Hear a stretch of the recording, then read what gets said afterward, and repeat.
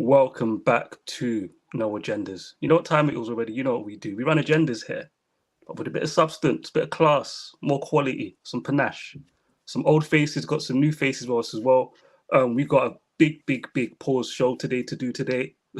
I'm even mincing my word about too much coffee, but let's settle down. Let me settle down. Hold on.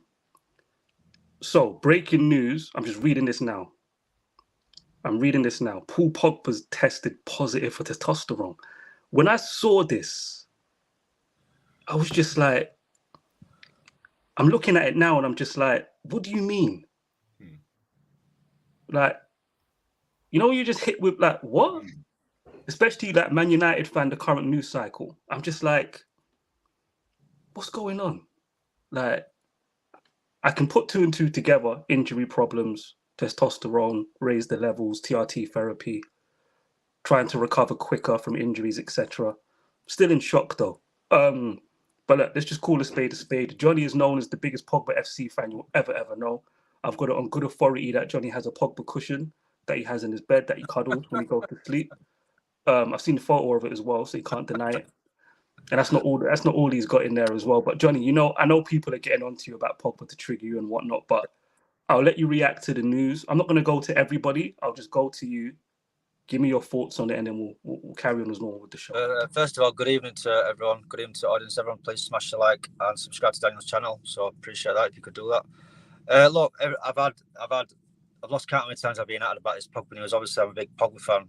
So there's no getting away from it. The Twitterverse is fucking sought out to fucking find out my opinion on this.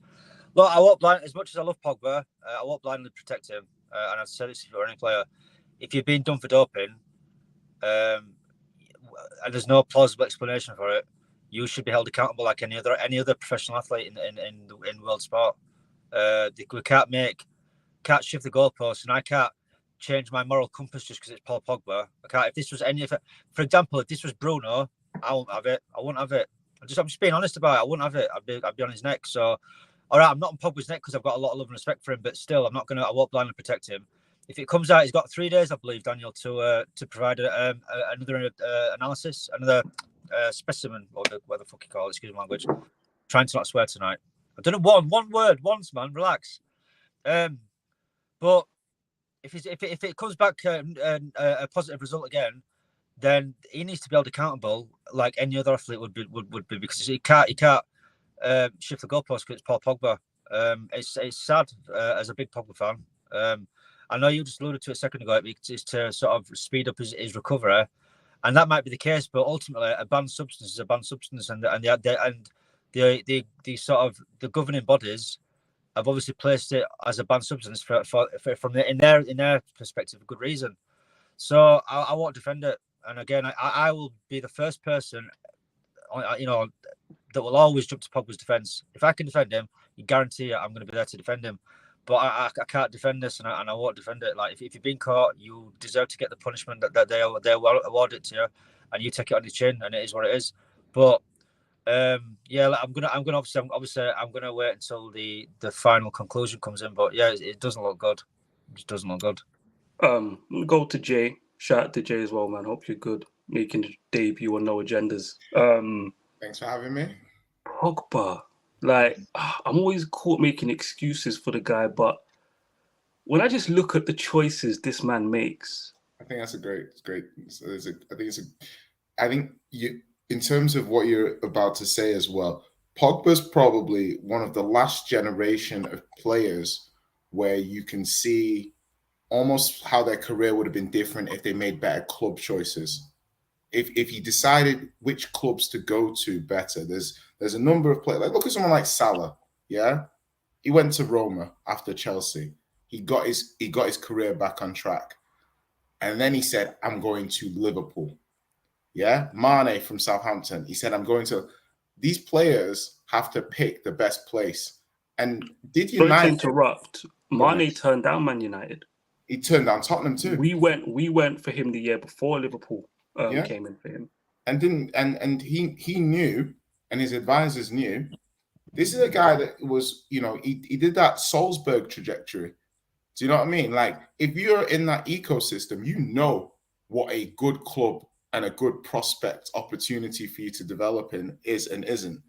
Thing with Pogba is the last few years have not been like, you can't get inside somebody's head. You don't know exactly what he's thinking. You know, whether it's the United thing, would he have been better off staying at United?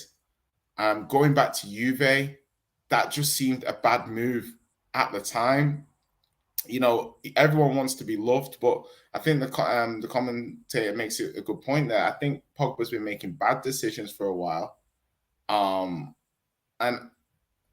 it's just if this is it, this is just a very like 29, just a really sad end to like a very talented player. Like it's just sad. Like as in like this is how he goes. Like, this is how it ends. You know, like maybe he might be able to run it back, and probably not, even by the time he comes back from a ban, Saudi Arabia football will have evolved to such a point that I don't even think he could get one of those 8 spots. Maybe they'd go give it him because he's Muslim, and that's going to be like a big market. No, the team that Ruben Neves and Milinkovic Savic is in. He ain't getting in that team at age 32, coming off a ban. It's just I don't know whether it's the death of Raiola. I don't know if he's had personal stuff going on. He's been injured a lot. We all cheat sometimes. Like I'm not saying we're taking steroids cheating, but everyone likes to cut corners, and stuff like that. And it's probably a reflection that this guy has cut too many corners over the last few years. And now this is a fatal one. What corners? What corners he cut? I mean, like from a. Sorry, Johnny, I didn't realize. I didn't realize I have to. I mean, no. If you can back it up, then I'll. No, absolutely. So the way I'm looking at it is like the decision, like in terms of, I don't want to say too much about like the training side and things like that, but in terms of performances, in terms of, I don't want to say effort levels all the time. I'm talking about happiness, pushing himself in terms of injuries. He took a majority of the season out with Juve. I know he's been injured and stuff, but there's also, I'm saying, like pushing yourself, the decision making of where going back to Juve. Do you think, as a Pogba fan, I think that was rather than going to a club that was really going to challenge him and push him, he's ended up going to Juve because it feels comfortable, place like home, thinks maybe he can. Do you know what I mean? I just feel like this. I'll be honest, I think, again, hindsight's a wonderful thing. It should have said, fuck you to United fans and gone on to join City. He should have done City, shouldn't he? That's what he should have done. But it knew we were going to piss off the entire fan base. And he didn't have the option to go for City. Once Pogba, it went bad for him at Man United. I said to people at the time, the marketplace people think exists for him doesn't exist. So what Real Madrid have done now, literally, I was on the terrace telling people back then, live with Terry, Madrid are going with a younger project. They're not really in for Pogba. Yes, Zidane wanted. Hold on. Yes, Zidane wanted him, but the football club are going for younger football players. They're not coming off mute for £100 million for Pogba because Woodward just wants to milk him commercially. That's why Woodward let him go for free. People don't even know when Pogba was injured and supposed to be doing rehab. He was in Singapore and places doing demos for products you've never heard of in your life. That's what people don't know. Man United fans don't know this. They don't know this. When he was injured, he was out doing commercial work for the club. People don't even know this, yeah, because of the nature of his contract. So, look, this thing about cutting corners, bad decision-making, he's arrived here as a result of his choices. And it is what it is. I don't want to spit. I know you guys probably want to touch on it, but we've got to cover Chelsea, Newcastle, we've got to cover Tottenham, we've got to cover Liverpool. I'll let you have the last word, Johnny. We're going to move on. Yeah, look at it. If it goes on a 2-year ban, Daniel, then you're probably going to say that's probably good in terms of top level. That's probably going to be career done. He's finished anyway. You're being in your feelings, and he was done anyway. Well, anyway, this just makes the way that he's going out even sadder. Let's just be real. Yeah, it's sad. I think. And now he'll probably miss the Euros. The Euros might have been his last opportunity to remind people, "Yo, I'm that guy." Gonna miss it. I think Pogba, in my opinion, should have been one of the best midfielders to ever grace the game, in my opinion. But for obviously a variety of different factors. It just wasn't the case to be. But yeah, man, big up Pogba. Hopefully we'll see what happens in 3 days. But yeah, we'll hold my breath. Zaza, I appreciate the super chat. Apologies to Bryant, Jimmy. Salute to Jimmy as well, and Neji. We got a lot to talk about, so that's why I'm not coming to you guys on that topic. Shout out to Troy Taylor. Yeah, you can see Johnny's hurting, man. He's in pain right now. You can see it. He's in serious pain. Everybody put a bottle of Hennessy or something for Johnny, light up a joint. I ain't gonna lie, I'm good. Whatever you need to do to console Johnny. Right, we're gonna get into the show. What I actually want to talk about. If you know me, you hear me on Spaces. I think Man United fans overrate our rivals a little bit, just a tad. We paint a better upside for our rivals than we do our own football club. Mr. E Liverpool fan might be joining us at 8, so we will get hopefully another rival fan's perspective on this. But we do have Jay with us. I want Jay to listen to Neji's perspective though on Tottenham first, before we get Jay's thoughts. Yeah. So the first question I've got for you, Neji, in regard to this Tottenham thing that's going on, they just beat Burnley, big achievement and all that. Should Madison be in the conversation with Bruno Fernandes and Odegaard, in your opinion? Ridiculous. Premature debates I don't do no more. I don't do premature debates. It's ridiculous. I've taken a step out of Twitter, Danny. Full of kids, full of child mindsets, full of premature ideologies. Football debates, what I grew up on, weren't that. They were more enjoyable. They had more concise points. There was more objectivity. Now it's just everyone in their feelings, and you can be world class after 4 games. This. If you make an opinion that goes against the grain, it's called hate. It's not called a different perspective. If you go with the popularity, you're called someone who follows suit. I don't think that that's the case for James Madison. Does that mean he's talentless? No. I think he's an incredible baller. I think he's one of them players that are stylistically good on the eye, so we'll get more ratings naturally. Same with Eriksen, same with Odegaard. But in terms of effectiveness and productivity, haven't done it long enough, and have only showed small samples. So that's what I base it off, and I don't think there's a conversation to be able to have with that. And like I've said many times, just because someone looks good on the eye, it doesn't have no weight for me personally to bring into a debate when you're trying to be objective with all factors and statistics that you need to bring into debates such as what you're talking about. So for me, again, it's Madison and Odegaard can fight out, in my opinion. Bruno's done more than enough even before Manchester United, internationally at Sporting, playing the way he's done, been consistent, had questions over his head in terms of going, oh, you know what? He's only done those numbers in the Portuguese league, comes to United, and he's probably played in 2 of the worst Man United squads we've probably ever witnessed at our age group, and still put up the numbers that he's done. He's been consistent in his game in terms of what he does and what he's about. Do people want more from Bruno? Yes. Are people expecting things from him that is not part of his game consistently? Yes. Did I see the same with Paul Pogba? Expect him to be a colossal 8, a colossal 6, doing all these extra things, and then people are holding him to those standards which aren't accurate to how he plays the game.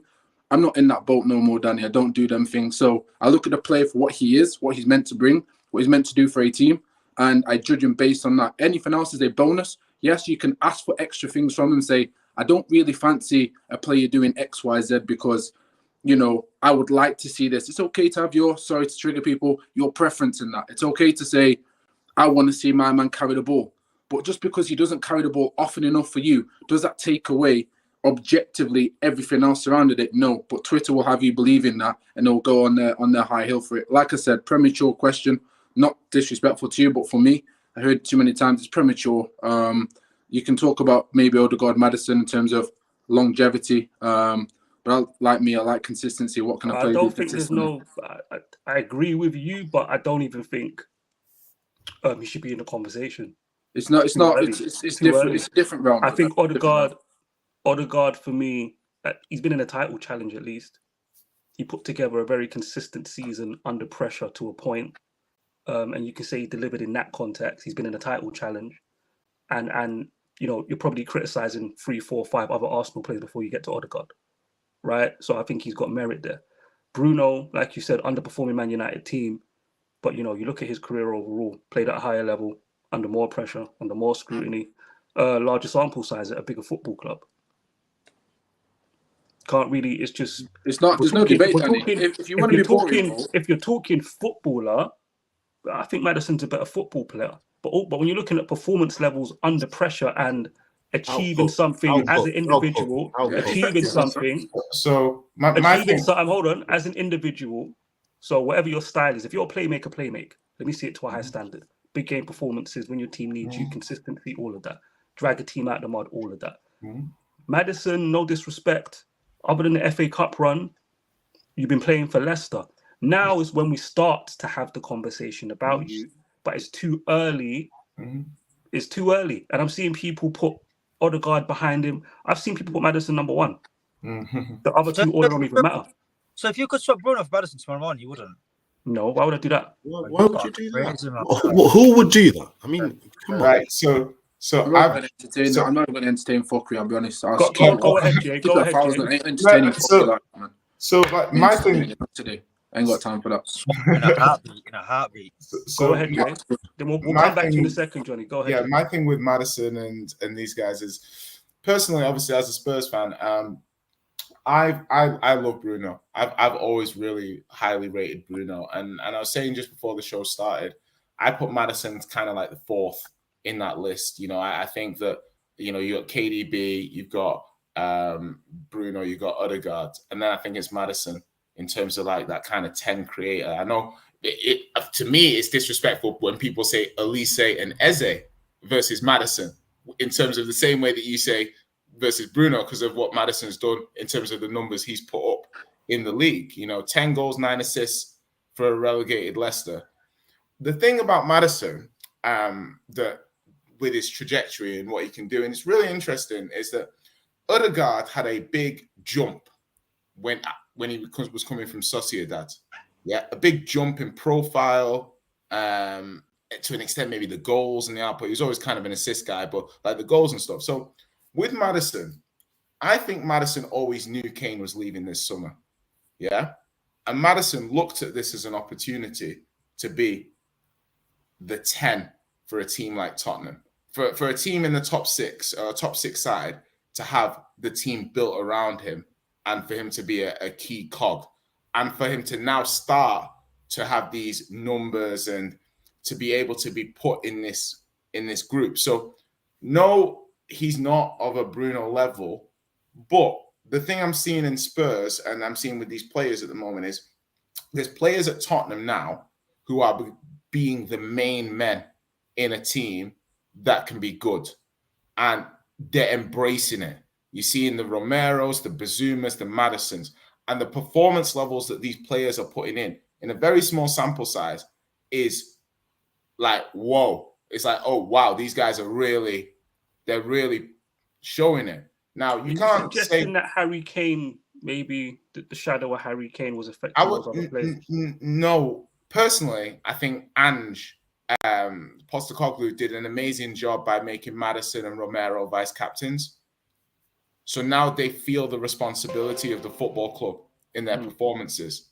And you see also Bizuma is an important figure at the football club too. And all of these guys have embraced being told that you are the most important players at this football club. With Son, you four, you're the guys. You're the guys this FC is going to be built around for the next 2 years. If you guys play well, the team will play well. I heard that. I want to bring it back to Madison quickly because I know Johnny's chomping at the bit. Take on this, Daniel? Like, go ahead. Or attempt to be objective anyway. For Nedgy's sake. Do what you need to do. Do what you need to do. No, stay subjective, bro, because you can't do objective. That'll piss me off even more. So just do you, bro. I can do what I like, actually. Yeah, do what you want. I think Madison's a better footballer than Bruno. Now, Bruno might be more effective and might give you more output, but I would sacrifice Bruno's output for a better footballer in the team. We don't have enough good, like, top footballers in the team. What? So it's wait 1 second, Jimmy. Just 1 second. So yeah, you might lose Bruno's output, or let's just say you lose 50% of Bruno's output, but you get a much better player that's on the ball. I think Bruno on the ball is poor, man. I'll be honest, especially when he's under pressure. I'm sorry, that makes no sense. 1 second, Jimmy. That makes no sense. So this is just my opinion. You can come back after.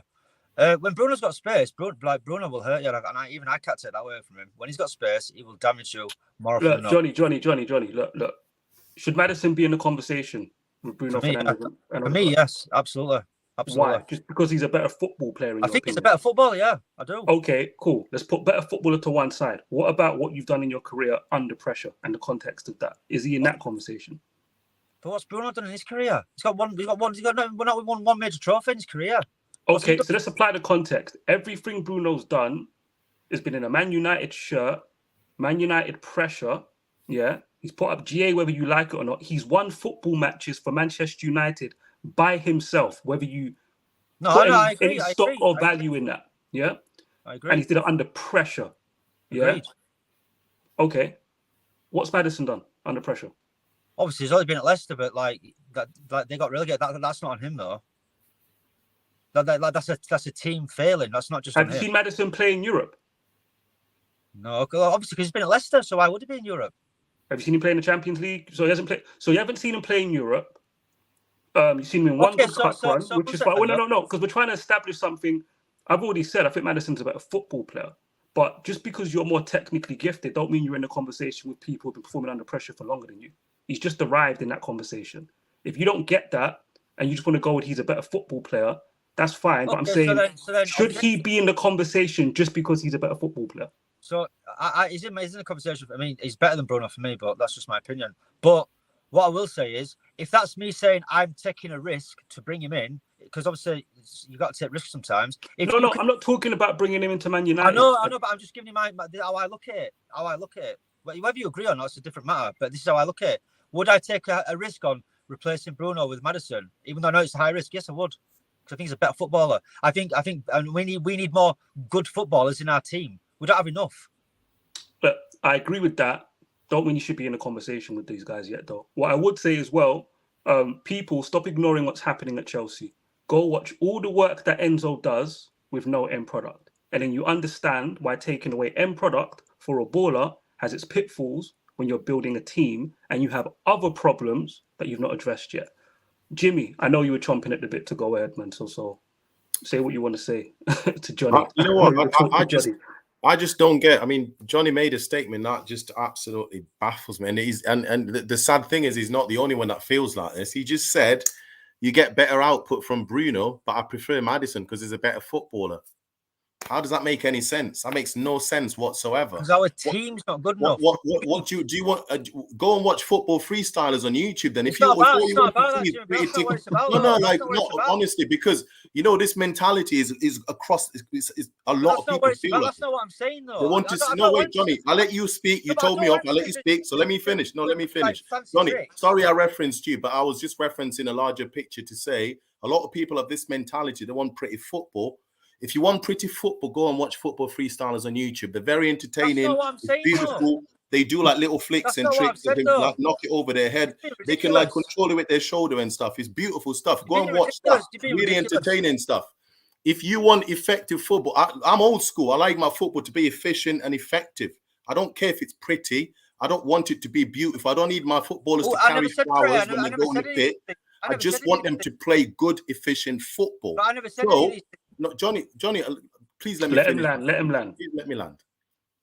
All I'm saying is, if one player gives me more output than the next player, personally, I don't really give a shit what they look like when they play. Just give me the results. I just need results. For me, football's a results business, and it's never going to change. Even I'm sure Ten Hag feels the same way, because if he wanted pretty football, he wouldn't have sanctioned the Amrabat deal, because Amrabat's not a pretty footballer. So you have to look at what do you want from your club. If you want to see, I never said about prettiness. No, Johnny. All I'm saying is I don't care about pretty. I want effective, efficient football. So for me, you don't ever compare Madison to Bruno. The two are not even in the same. They're not on the same planet. They're not in the same galaxy. It's not even close. So please stop with this. Jimmy, can I just say one thing to not on the same planet? Kind of, Johnny. I'm going to defend you. I'm going to defend you, Johnny. Like, the way you overrate Bruno drives me fucking. The one thing about what I kind of understand what Johnny's trying to say in terms of, because I've mentioned pretty football. No, I know what it is. An example I can give for me is like kind of Højbjerg Bazuma, yeah, and it's not exactly the same as what Johnny's trying to say, but he's almost saying that like the team, if you had Madison, would be able to retain the ball better or this or that.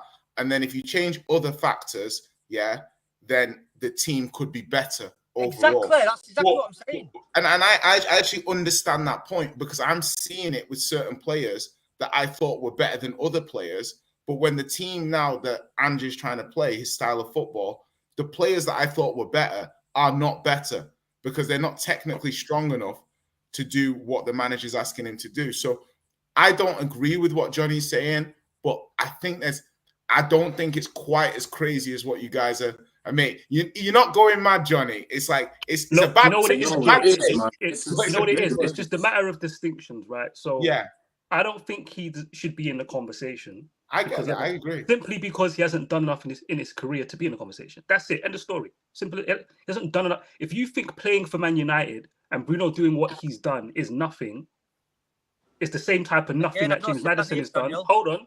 So something there's something wrong with your perspective on the game of football. I'll be honest with you. If you look at his career and say he's done nothing because everything is it takes a team to win the Champions League and Premier League, by the way. That's the excuse that Man United fans use against Bruno.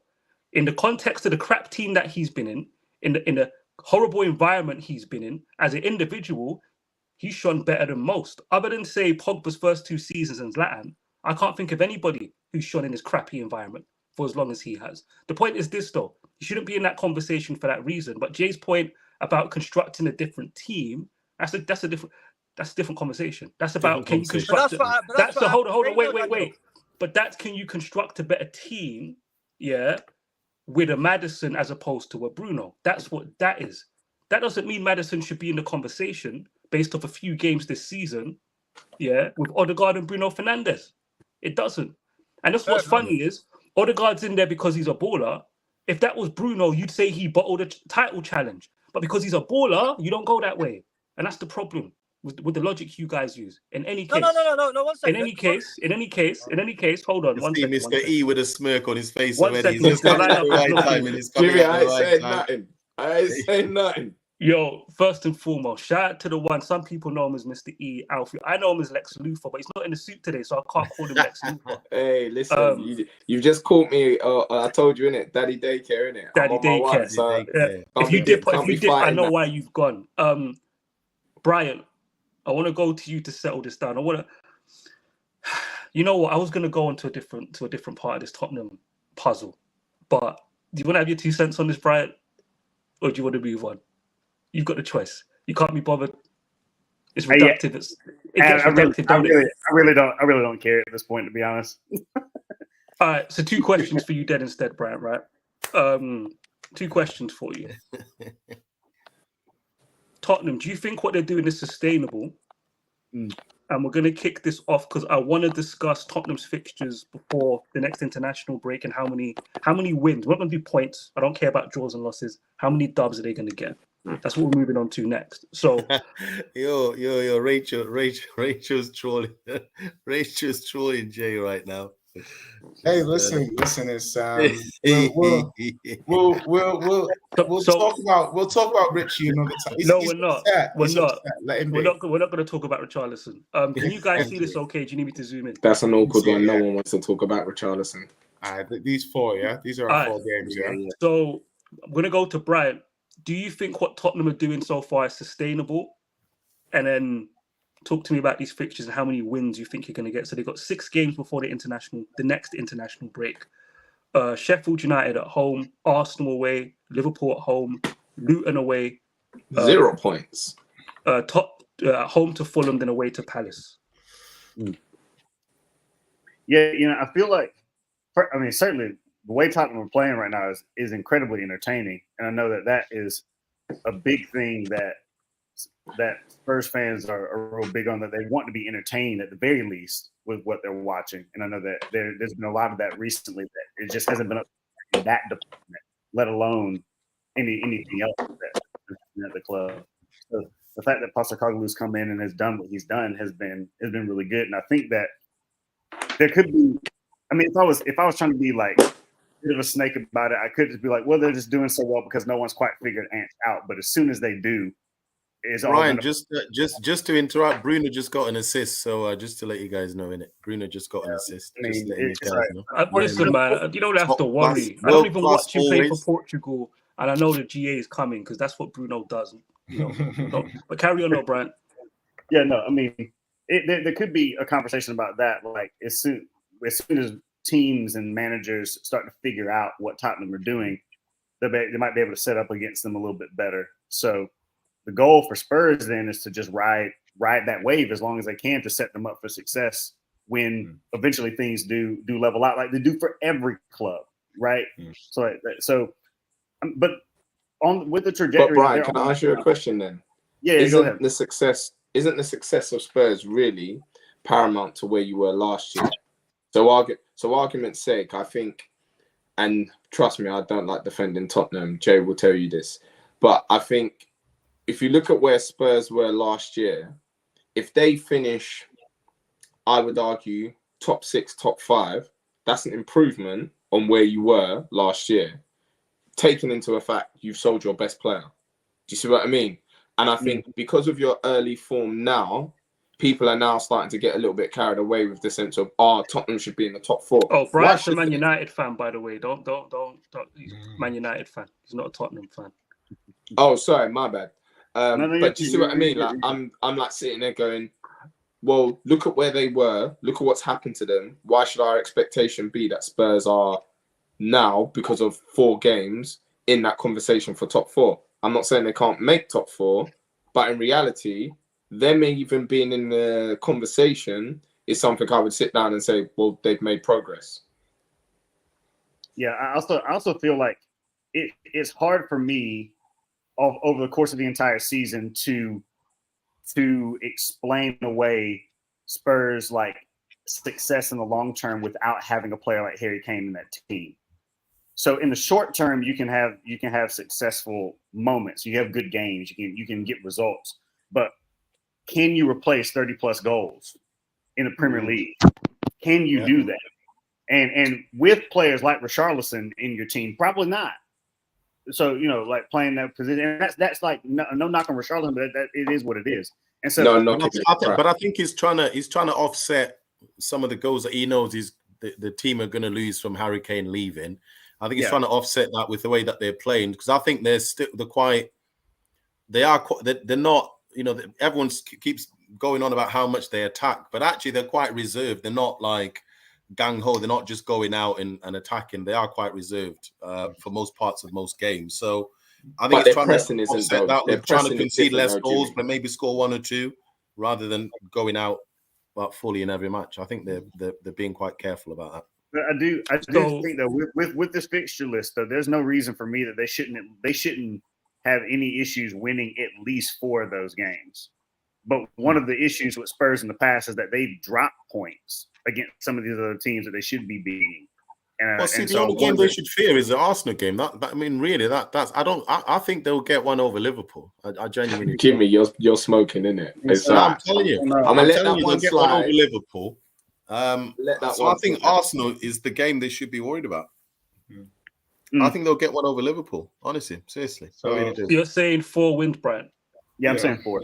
Yep. I'm gonna go to Jay last. Mr. E, how many wins do you think Tottenham get in these 6 games before the next international break? The form they're in, I reckon they get 3 wins. I just care about dubs. I think 3. Like what your boy was saying. Spurs' thing is they've got the ability to probably beat anybody, but you always know there's going to be, I don't want to use the word Spursy, but some kind of clanger performance where Jay, it's true, bro. I got it. Like I've been listen. You guys were making great points, and I was okay with everything, and then I heard Spursy. I gotta like. I know it's a trigger warning. I get it. Listen, it's 4 wins minimum. I'm gonna say 5, and we're gonna do Liverpool. The reason why I'm saying this is that straight away, like. I need to go on mute, Danny. I'm going to start saying things that you can't go out on your channel. Listen, don't like. I think you forget that Newcastle was spanking your bottom before they imploded. And like, sorry, spanking whose bottom? I think you'll find that game ended 2-1. Listen, I seem to remember Alisson making all sorts of saves in that game. But listen, my point is merely Son Heung-min, number 9, against your high line, cash money. So let me not worry about that right now. In terms of Spurs, what we're doing is... you're not going to talk about Szoboszlai against your midfield? Okay, I'm not... Listen, say less. Keep going. I'm going to let it go. It's not about Liverpool right now. Exactly, it's about that's what I'm saying. Tottenham. I'm going to let it run. It's about Tottenham. So with what we're trying to do, and the one thing that I want the team to do is just get as many points as possible at the moment, because you're putting in a new style of play. You're implementing a new style of play. So this is all bonus at the moment. This is the players bringing it on. The team is very much changed from last season. Vicario, Van der Ven, Udogie. None of these players were here last season. Madison's new. Bizuma barely played last season, so he feels like a new signing. Solomon's new. So we've actually got quite a lot of a new team. Leadership structures changed. Son's captain. He wasn't involved at all before. Madison's vice captain. Romero's vice captain. New energy, new approaches. So that's how does that help you away to Arsenal? So in terms of this, it's like the players will. I'm just saying, like, the leadership structure before was Dyer, Kane, Lloris, Højbjerg, Skip. Yeah, and I want to say there's more dynamic. There's more. I just think those players didn't look. I don't think those players at that moment in time loved Spurs or were really aggressively motivated at pushing the club forward. And I think the new structure, like Son, Madison, Romero, Bizuma, these players, I think there's a fresher energy. There's more of a, it feels like it kind of did at the beginning of Poch's time, with like new players keen to kind of showcase what they can do and stuff. So you look at these fixtures and those dynamics, and you're telling me minimum 4, probably 5 wins. Yeah. So in the beginning of the season, I thought we'd get 8 points from our first 4 games. I thought 2 wins, 2 draws. Didn't think we'd lose. So we got 10 points, and Brentford away is looking like a stinky game now, the way Brentford have started the season. So that game, that point against Brentford will look a lot better, I think, as the season goes on. And it was the very first game we played away to a team that's dynamic in terms of counter-attack. It was a horrible matchup for us. Do you know what it is? I look at these fixtures. Sheffield United won't be an issue. Luton won't be an issue. Yeah, Sheffield United, Luton, Fulham will dash those guys to the side. I think Arsenal, Liverpool, Fulham, Palace. More so, the Fulham Palace depends on. You see, Fulham and Palace here. They're the types of teams. When they turn up, they're a bit of a problem. Yeah. Palace away. I love that. It's at 8 o'clock. Perfect. Palace away at 8 o'clock is a test for every single team in the league. Yeah. I always watch my rivals against Palace at 8 o'clock. Always. I don't know if that's a weekday, even better. Yeah. Like, if that's a weekday, Monday, if that's a Monday, I'm definitely watching that game. I want to get onto Chelsea. Before we get onto Chelsea, quickly, Neji and Jimmy, how many wins do you think Tottenham get from these 6 games before the next international break? Do you want to go first, Jim? I'm saying 5. I think they'll win 5. I think the Arsenal one's the only problem. I don't think Liverpool will be that much of a problem for them. You're gonna go to Neji next. Quite off the different the hook, but I'm going 2 wins, 3 draws, 1 loss. Hold on, draws and losses. Just 2 wins out of the 6. 2 wins. Unpack 2 wins, 3 draws. Unpack that for me, please. Why are they getting 2 wins out of the 6? And who are the 2 wins? Again, it's from an observation, so most of you won't take this objectively. I'm a United fan, but those who have conversation with me may be able to understand me objectively. It's not a doubt of Tottenham, but I still have a question over Tottenham, whether they have the mentality. Over the 4 games I've watched them play, have they deserved their wins? Most definitely, but have their performances been incredible? Only on a few occasions. Obviously, the United game I watched in depth could have easily gone a different way based on performance in that first half. Again, I do agree Tottenham deserved the win on the cusp of a 90-minute game, but there is still pressure moments that I've seen them under, and they don't look great. And I do question the mentality. Now, it's okay when you got a new manager. We've had it before, and it's not to palm them off. But me personally, I just don't think they are that team right now to go. Yes, I think if you're judging it based off the good vibes of the 4 wins or the 4 games they've had, I understand going into that mentality, going, yeah, we can get 5 wins here. I just, a person, again, experience-wise from a Premier League standpoint, and once you start to win games, you add more pressure on yourself. And I don't know if that team is going to be able to handle. So, it's a question. It's not a doubt, but it's just a question that they could potentially answer. Major, do you know what the funny thing, you said? I'm going to... Sorry, just to land. Go on. Yeah, just to land. I'm going to go with, like I said, the two wins, 3 draws. I think they draw to Arsenal, and I think that'll be seen as a positive result.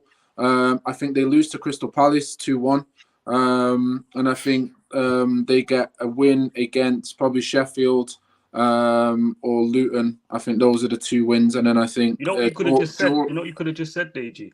Go on. The flat track bullies. Because that's what that is. They're only getting wins against Sheffield United and Luton.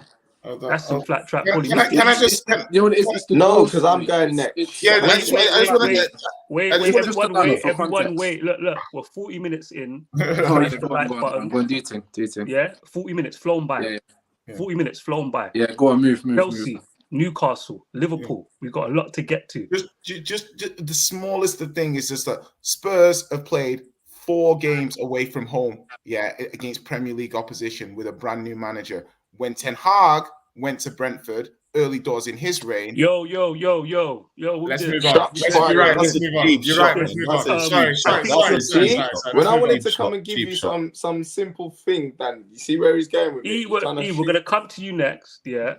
Just very quickly, I think you've played 2 away games in the league this season. If I scroll up on this, and they've been against. And they've been away to who have you played? If I go to your results, Brentford away, Burnley away. Relegation fodder. Okay, big achievement. All right, next team. Yeah, I'm going to be petty on that one. Let's talk Chelsea. I'm going to get to the predictions in a second. We need to breeze through this. I don't know how long people can stay for. This is going to run over an hour. I'm going to come to you first, Mr. E. Yeah.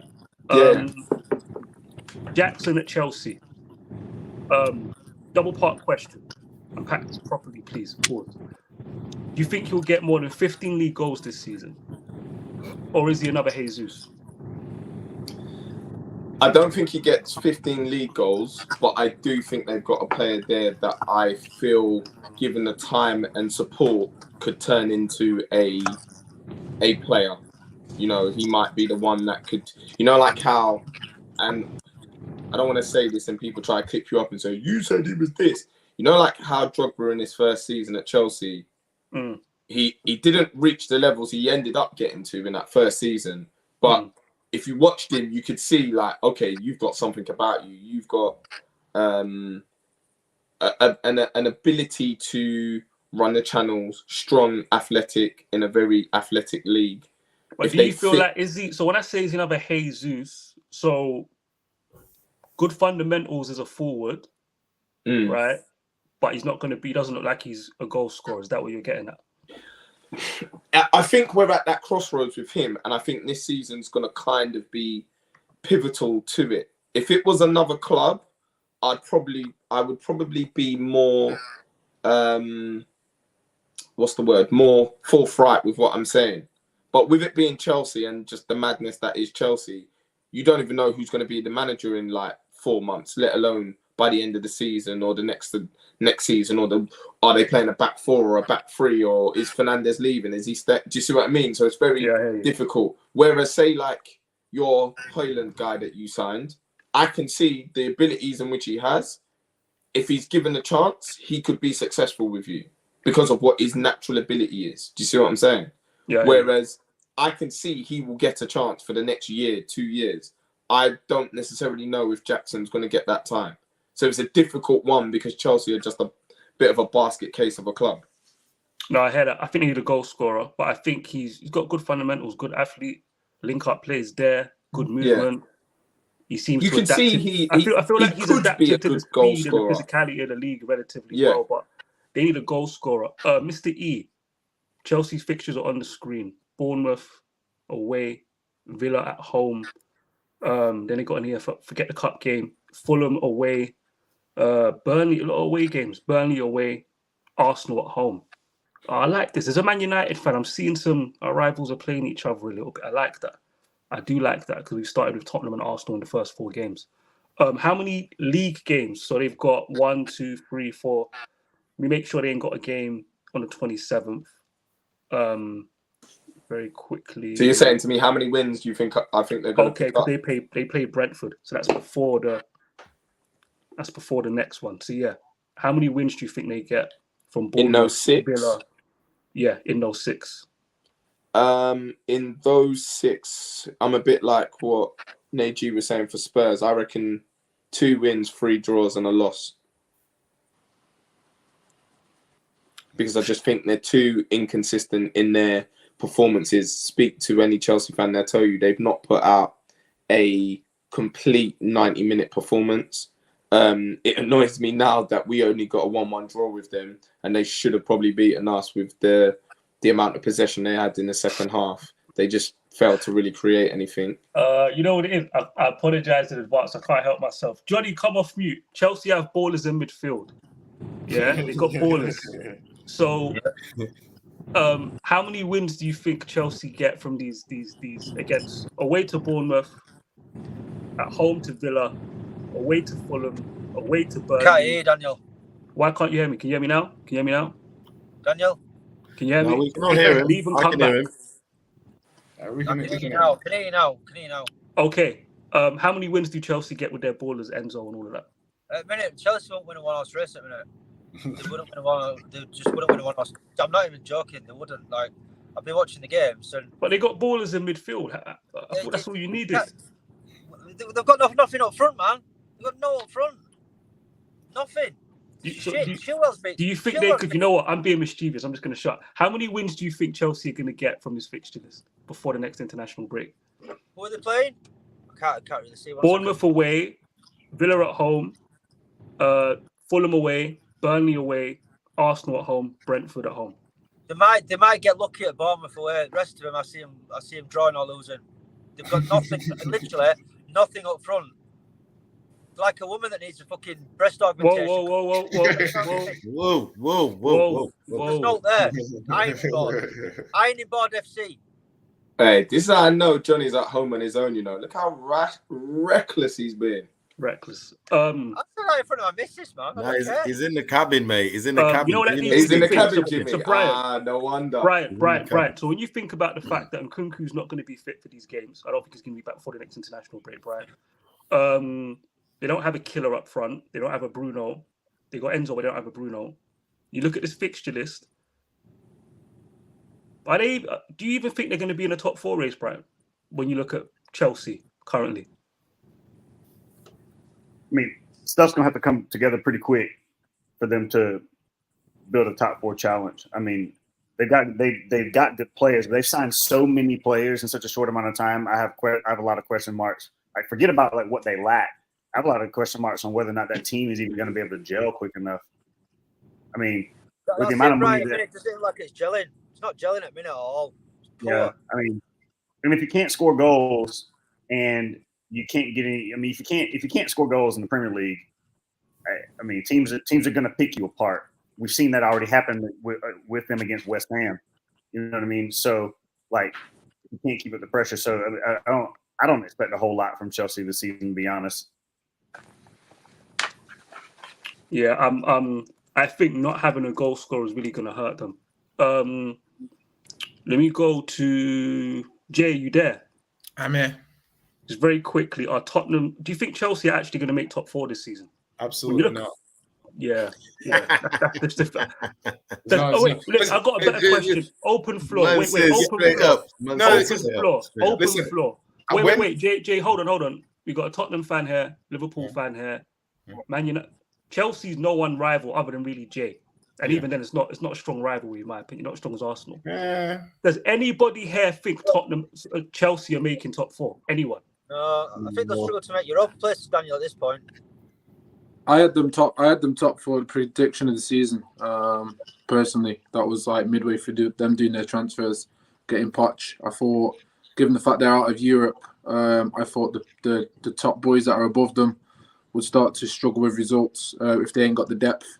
And by then, that could be a chance for Chelsea to have a purple patch and maybe get some lucky wins and get some momentum. So I'm still, as it stands, but what I'm saying now probably sounds absolutely ludicrous, but if you pay respects to the Premier League and its funky way of living, shall we say, every season, I think Chelsea have got an opportunity at some point this season to close some points back. So I had them fourth personally, but I didn't think it would be an easy fourth.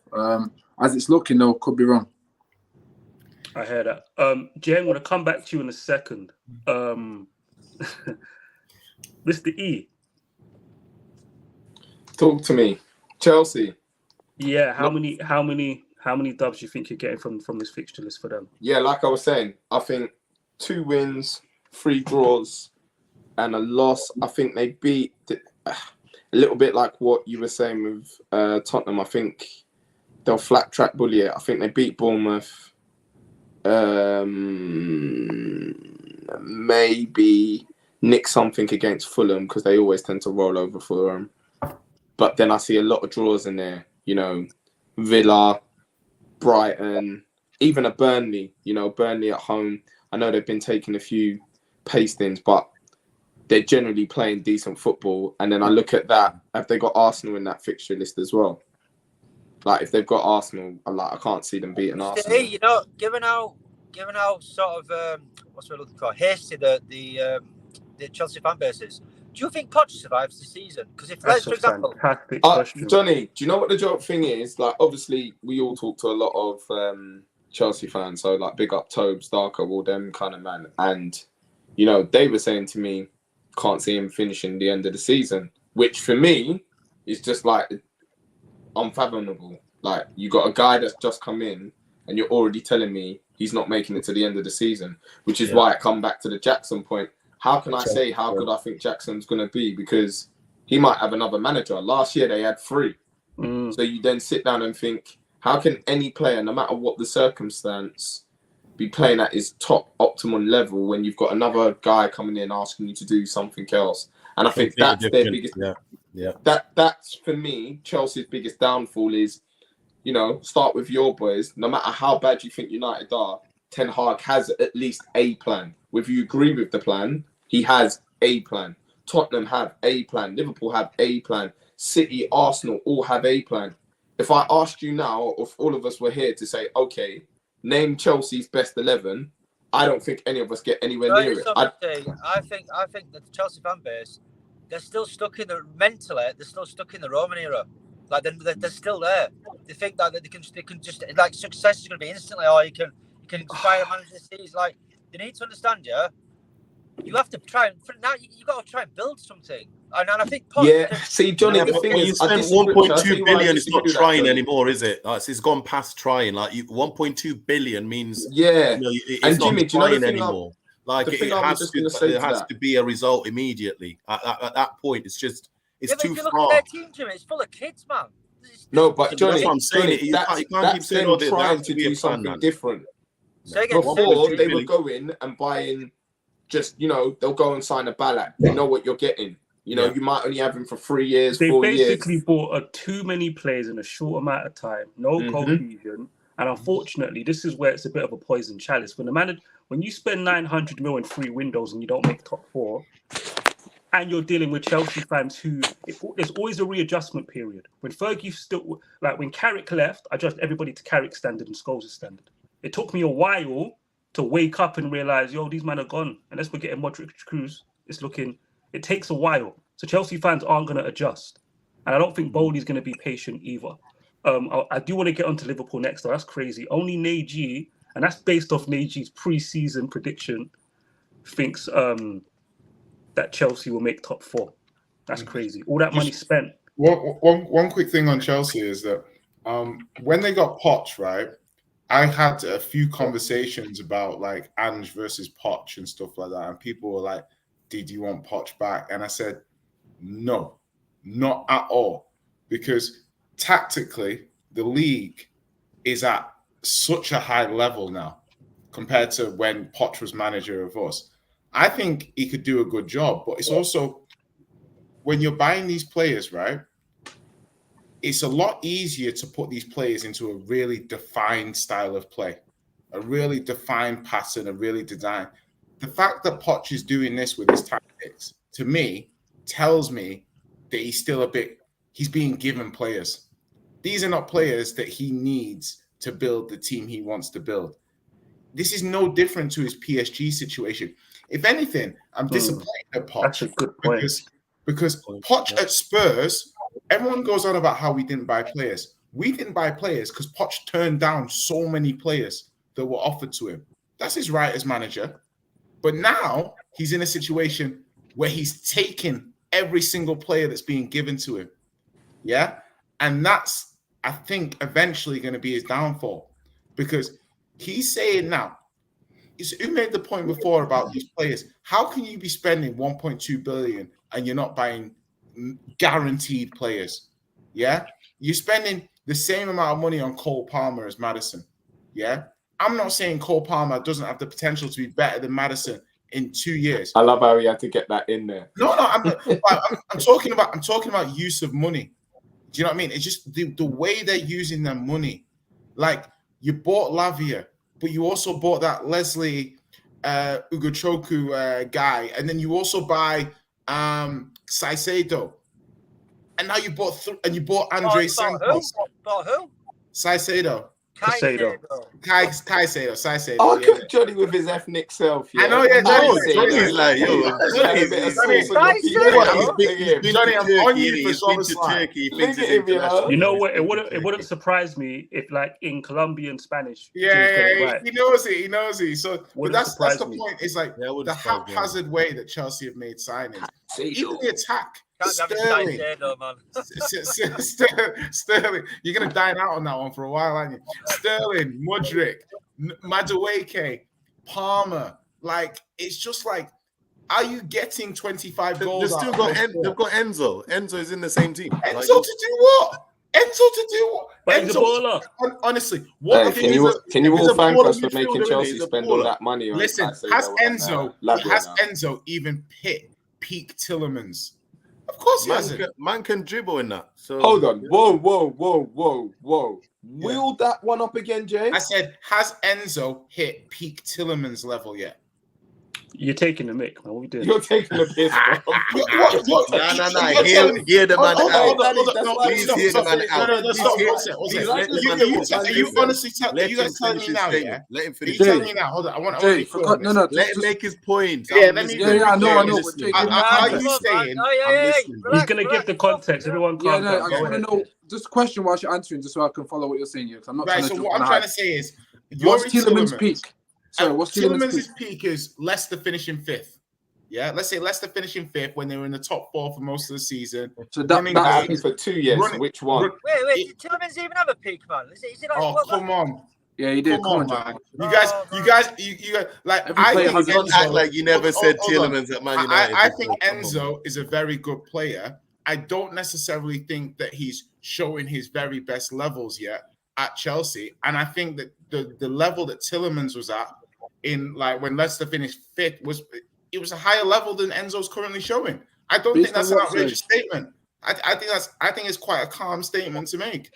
What's that based on, though, for me? That's not to challenge us, for me to understand what you're saying. I honestly think if you went and looked at any rating platform, any foot mob, who scored, anything, allow that. So you're saying hold on. No, so you guys are allowed to poo-poo my opinion, but if I bring I'm not saying your opinion, bro. I'm actually asking for understanding, because I'm trying to understand how you're thinking. Tielemans scored more, he assisted more, and had inferior teammates. So is Enzo's role the same as Tielemans in this question? Do you believe Enzo's role in Chelsea? I think Enzo's role is... I don't think the role matters. The role in the team don't matter. No. Exactly. Let me ask it, though, because it's important for me to answer to him. And I'll tell you why. Go on. Now, go on, Jay. I'm saying assisting and scoring and stuff. I'm saying that Tielemans' overall performance and impact on games, was higher than Enzo's currently.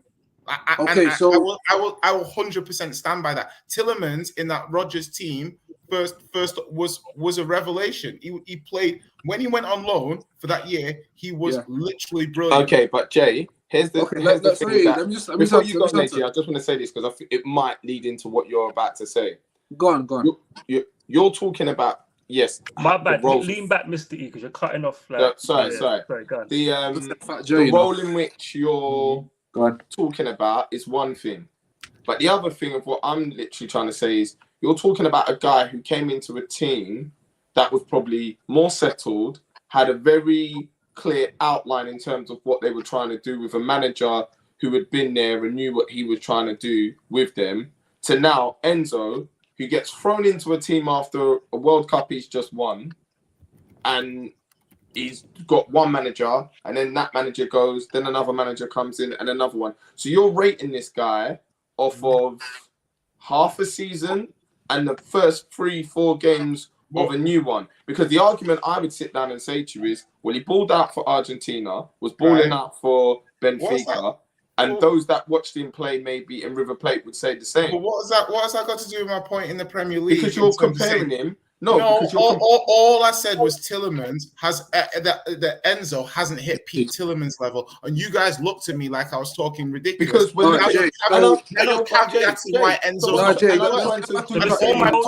I didn't say there wasn't reasons why Enzo hadn't played well. No, I said was Jay, you're not listening to what I'm saying. Now you're reacting. Wait, guys, calm down.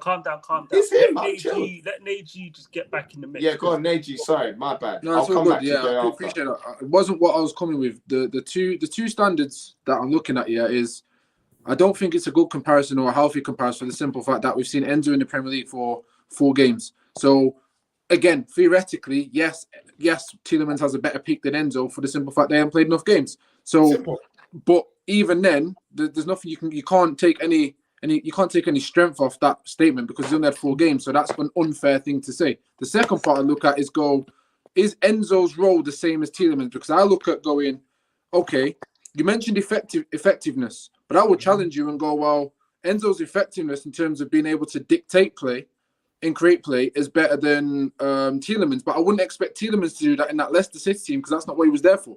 And Enzo's role is different. So I don't even think it's a fair comparison to compare profiles at this stage. If we're forgetting the fact that Enzo's played 4 games or whatever in the Prem, and we're forgetting the fact that Tielemans had a few with Leicester. Well. You got to remember last season too. Of course. Yeah, okay. Just giving £100 million player a pass. Taking the whole thing into context, yeah. And I agree with you. You're right to do that. You're right to do that. So, taking all of that into consideration, I just don't think those 2 players even match up in terms of profile. So I don't think you can actually compare. I think you need another. I think it was more the you don't need Tielemans. I don't think Tielemans is your. I disagree there. I disagree there. I tell you why. I disagree there with that. Just the last point, Neji, because pound for pound, Mr. Heavyweight, pound for pound exists for a reason.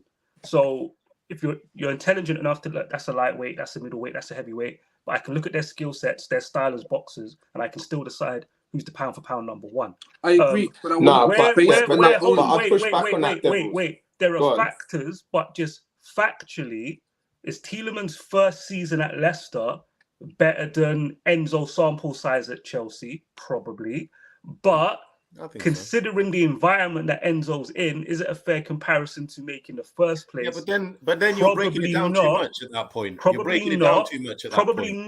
Probably not. So let's agree to disagree and move on to the Liverpool. Yeah. Because now you're breaking it down. Yeah, you made some good defenses for Enzo, but my point wasn't as stupid as it originally sounded. No. Because there's facts to it. Let go, E. Let go. Let go, Lex. Yeah, just forgot you in trouble with Superman. Just let it go, Lex. Innit? Yeah, we wanted to pick up big battles and all that. Listen, I'm gonna let you have this one. Go ahead, Danny. Listen, we're getting to Liverpool next, so you're gonna. I already know. Brian, haven't heard from you for a few minutes. Quick super chat. Shout out to Nonchalant. Big up the gang, United gang. Big up the Ops, Jay and Mr. E and Johnny. Hold on, why is Johnny and Op? Johnny and Op. Why is Johnny and Op? Oh my God! Did you say Johnny? Don't put me with Ops, you dickhead. Hey. Why is Johnny and Op? Shameful. I'm getting shout outs before you, yeah? Later. Why is Johnny and Op? Okay, Brian. Don't know if you can see this clearly. I'll zoom in. I'm zooming in the wrong thing. My bad. Liverpool. In fact, before we even get to their fixtures, actually, premature. A bit like including Madison in the Odegaard Bruno conversation. Premature, they're getting the fixtures up. Or that Tielemans is better than Enzo. But in anyway, your opinion, Brian, which department is Liverpool's weakest? Their midfield or their defense?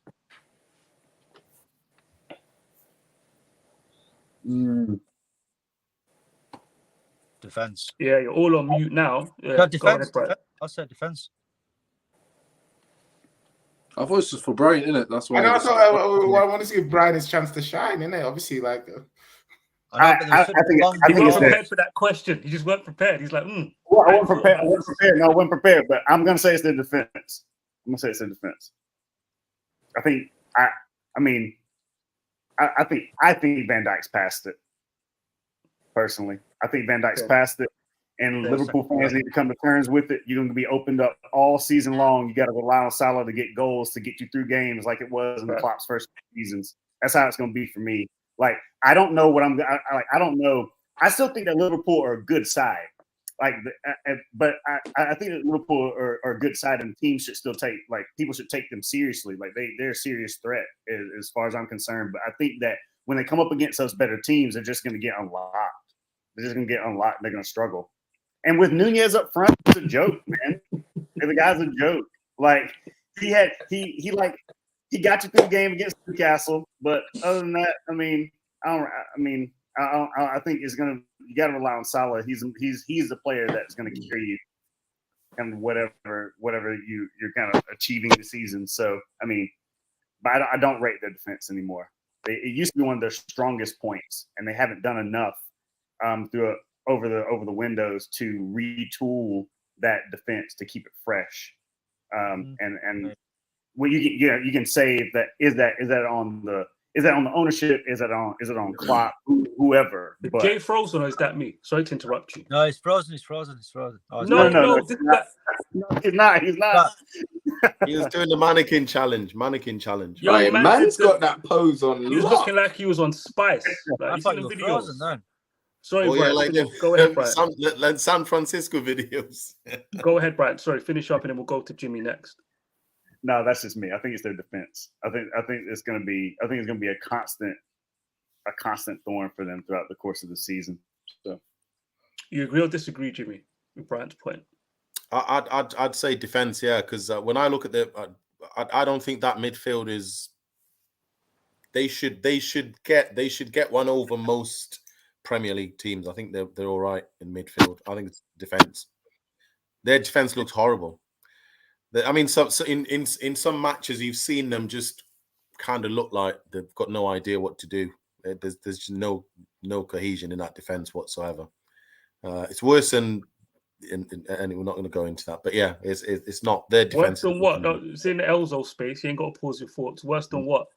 Nah, just it's for me when we watch Maguire and Lindelof play, it's that kind of like just no cohesion in the way they play. They don't look like like when you watch Varane and Martinez. Hold on, is that with Van Dijk?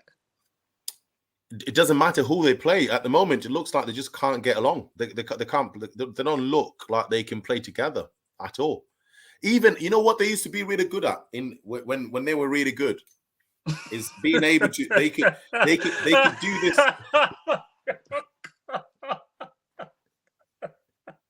Am I offending people? I'm just saying. All I'm saying is they look like they're new to each other, and they're not. So I don't know what's going on there. They were really good. Jimmy, right? I just got to give you. I'll be back in a minute. We'll go to Neji, then we'll go to Johnny. We're not talking Man United. I'm making an executive decision. No, we're not. For the last 20 minutes, I didn't think you would. Yeah, for the last 20 minutes, I'm happy to discuss. Assuming everyone can stay for another 20, I'm happy to discuss Liverpool. We'll go Neji, then we'll go Johnny. And I will be back to mediate between Mr. E and Jay. Jimmy, don't let those two go back and forth until I come back, please. I just got to do something very quickly. Apologies. Neji, the floor is yours. Go ahead. Yeah, sorry, I have to apologise. I got the cat's tail in the way, man. It's a bit mad. There you go.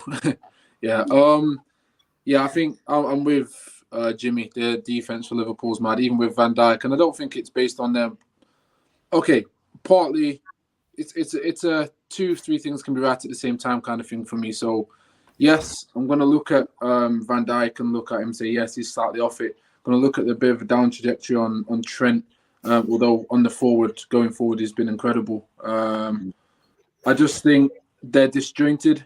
They don't look like a team that we saw on the rise. So when Klopp first started his team out and, you know, they're playing that heavy metal football, so to speak, they look like they had an idea of what they were doing. I feel like they've fallen off the rocks a little bit, and Liverpool don't look as structured. However, one thing I will say for Liverpool is that it's into my own theories of having Bagsman up front, being able to snap goals is essential. When you're not playing very well, but then you get less chances, you need to be able to put the ball in the back of the net and be clinical, because it will win you games. And I think Liverpool will have a get out of jail free card, showing that Darwin Núñez continues to be able to put some numbers up for Liverpool, and of course Jota, etc., etc. So it's a sticky one for Liverpool. They're going to be heavily reliant on less chances this season in their games, but more so the clinical side of things, which I do think they've got the experience to go and do that. So me personally, I wouldn't be too worried if I was Liverpool, but I feel like they need to start winning games 3-1, 3-2,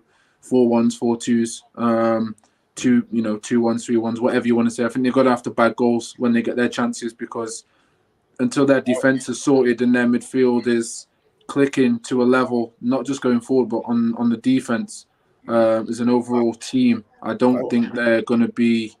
I just can't see them being as potent as they have been in their previous seasons. Which, for me, as a United fan, bias hat back on, I'm absolutely buzzing over the idea of that theory. So, yeah, that's me.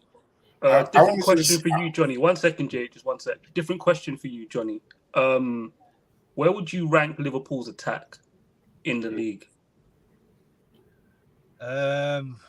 Definitely higher than us. Let's put it that way. I think they're up there. I don't think they're up there. Obviously, Salah's self-explanatory. Diaz is back now. Diaz has been looking good. And look, Núñez, for all his I know he misses his chances, but he's actually quite good in terms of the build-up play. He's actually good there. Obviously, he's not to the level of Firmino, but I think his work on the ball is better than his putting his chances. You saw that Uruguay comp? No, I didn't. You think Núñez has got good hold-up play and link play? No. I think his link play is better than his converting his chances. Yeah, I do.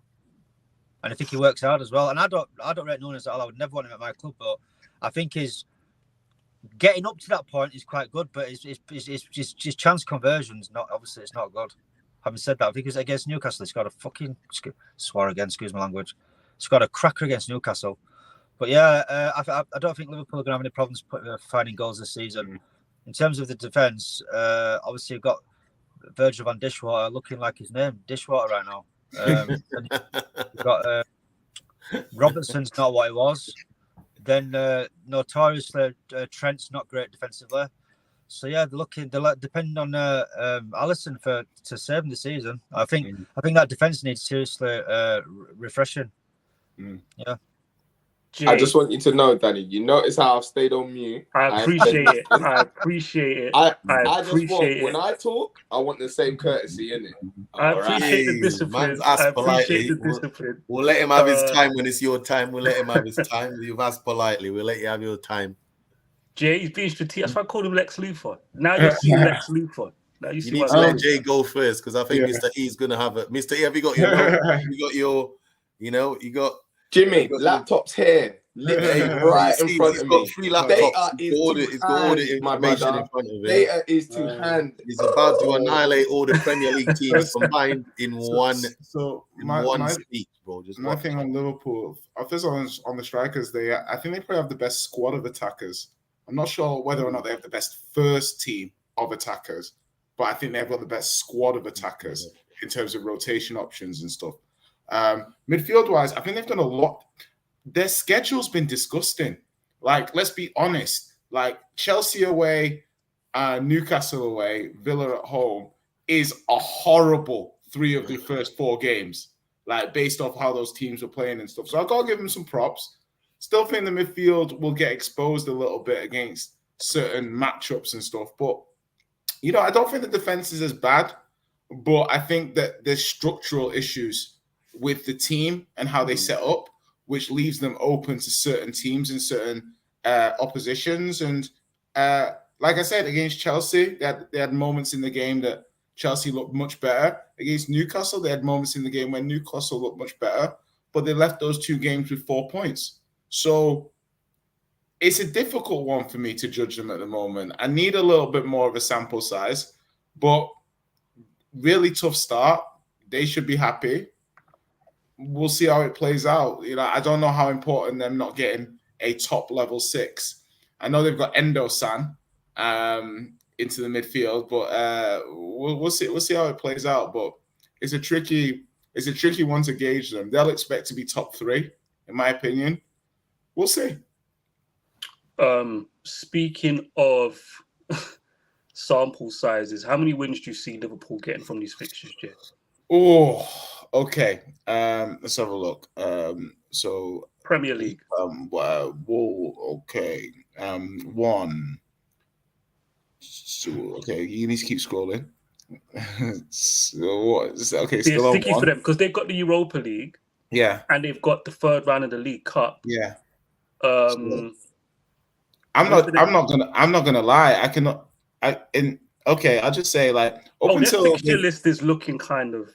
I forget a lot of these teams have been looking at don't have European football like Chelsea and Tottenham. Mate, their fixture list is nasty. Mate, Brighton and Spurs away. So they got Brighton and Spurs away in the next 3 games. Hold on, they got West Ham at home. Yeah. Tottenham away. Brighton away. The Merseyside derby. Okay, then maybe a layup. Let me tell you something. Break. That Merseyside derby sandwich is between 3 those points. fixtures. Facts. And this is where now we could be in the dregs of society. We're beating Everton. Simples.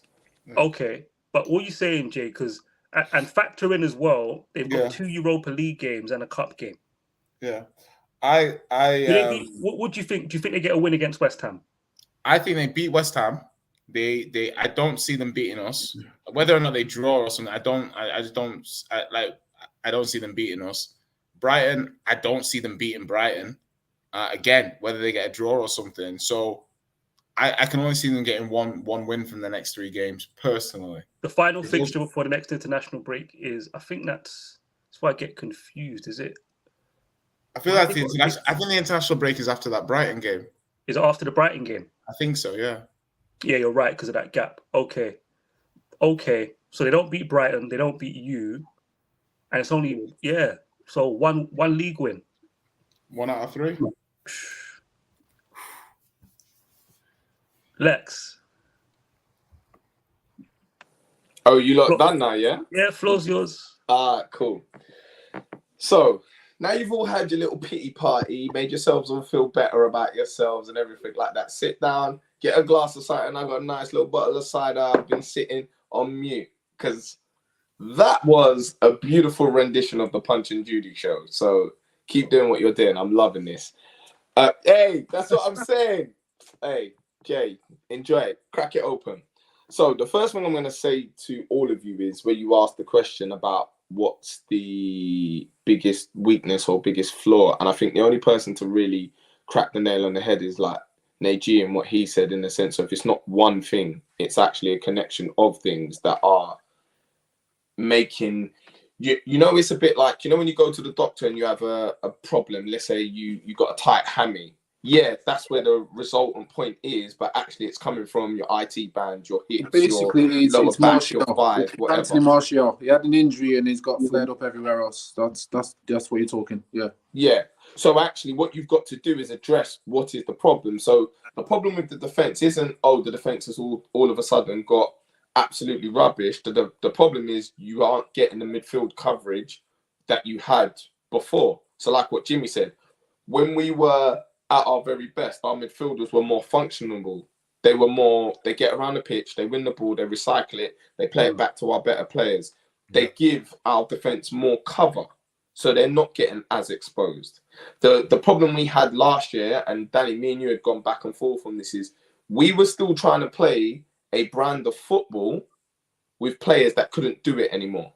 So you're now like, you're trying to play this expansive football, but with a guy that can't control the ball. We've all kicked ball with people like that it breaks everything down.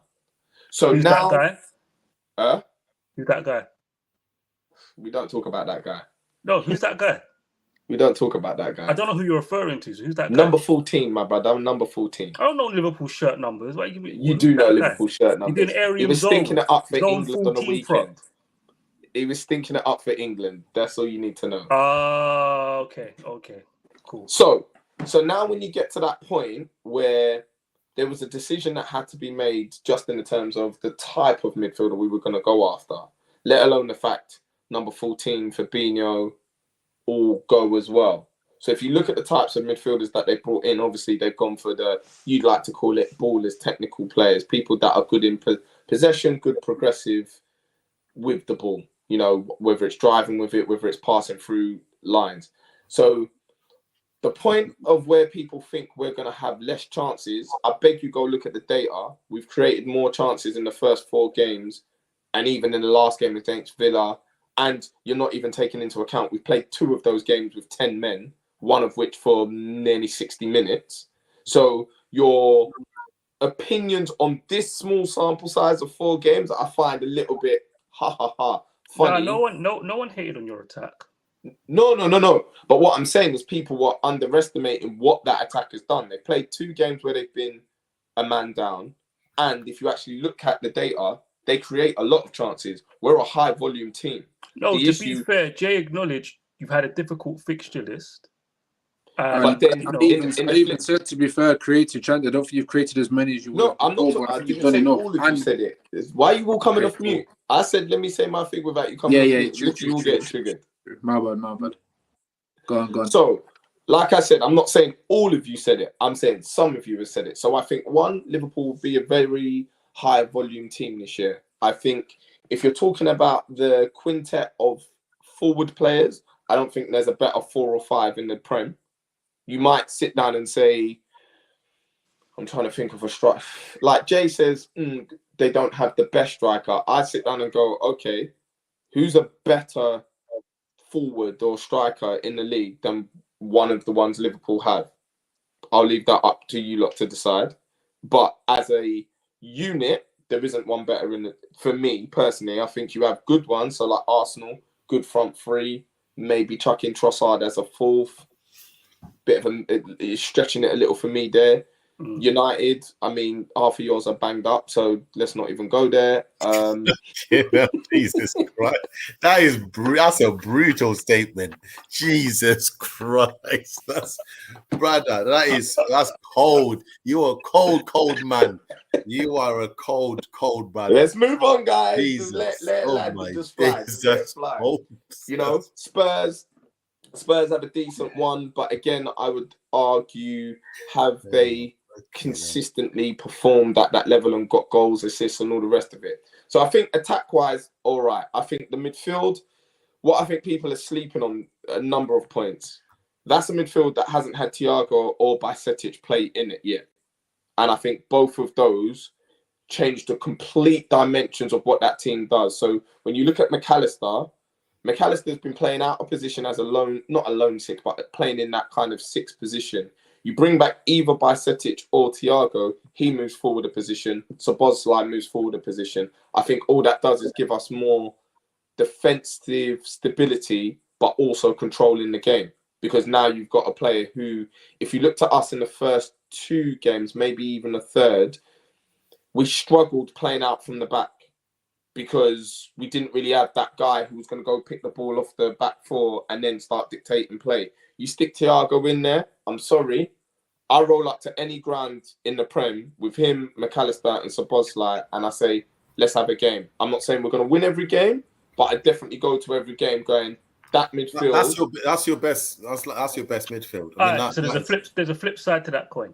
That coin. You said a lot. You said a lot. There's a flip side to that coin. Man, see how man's cutting me. No, wait, because I want to move the conversation on and add a bit more context. Because you've been talking sense, surprisingly. So I look at it and I go, okay, Van Dijk available for the Europa League games, not available for the league games. It's a big miss. He's your best centre back by a distance, even though he's finished, which is saying a lot. Gomez. By the way, just before you talk about Europa League, do you really, all of you, be honest? And United fans, you've been in it. Spurs fans, you were in the conference and didn't win it. Do you really believe in these early rounds of the Europa that our first team is playing in that? No. So what I think is you still got to travel. You still got to rotate. So it's not going to be 11 changes. Still going to be 4 or 5 man. How some of the starters perform can affect confidence. That's a difficult fixture list to navigate. You've got a League Cup game, 2 Europa League games, and 4 Premier League matches against some difficult opposition. I'm gonna get it back up on the screen. But remembering what Jay just said, look at the games we've just played. It's more so. You don't have Van Dijk. I think his ban got extended to 4 matches, correct? Man said 4 matches, just 1 game. 2 games, so it's 1 and plus the extra game. Okay, he's already served 1. He's only got 1 game, so it's just the Wolves game he misses. Okay, so you're playing Wolves. You'll probably get away with that one, though. It's a 12:30 fixture. You never know, but you might get away I missed the Wolves. I missed the Wolves game, actually. What are you talking about, man, this game? Then you got Europa League. Then you got West Ham. Then you got League Cup. Then you got Tottenham. Then you got Europa League. Then you got Brighton. Okay, cool. On your worst day, you will be Everton. Facts. Europa League again. Forest at home. Okay, cool. Yeah, I'm gonna have to shoot. Sorry, darling, I have to shoot in 5 minutes, bro. No, that's fine. Appreciate you, AG, man. Thank you. We're gonna wrap up soon as well. So it's the West Ham, Tottenham, and Brighton at full strength. Everything working is still difficult to navigate. Liverpool in their prime, I'd expect to get 7 points from 9 here. You're not in your prime. And I don't think those midfield profiles, however you mesh it together, gel it together, are going to protect the weakest part of your team in terms of quality. Don't get me wrong. But I feel you're over. I think Jay's point about structural issues was spot on. Major alluded to the same thing. No, but I've addressed that because what I'm saying to you is we've moved. For example, a lot of us in the fan base were saying we wanted a 6. We wanted a standalone 6, especially with Fabinho going. Mm-hmm. With the signings in which we've had, and you're forgetting Gravenberch as well coming into this midfield too. Yeah, but he has to settle in, but yeah. Yeah. But what I'm saying is it's another player of quality that you're adding. What that's shown us, the manager has clearly moved away from having a standalone 6. No, but Mr. E, I don't think all these things that you're laying out over the course of the season may play out. No, but I'm telling you why they'll play out now. But let me land it. Wait. I'm just saying for these 6 fixtures, I think you're going to run into some problems.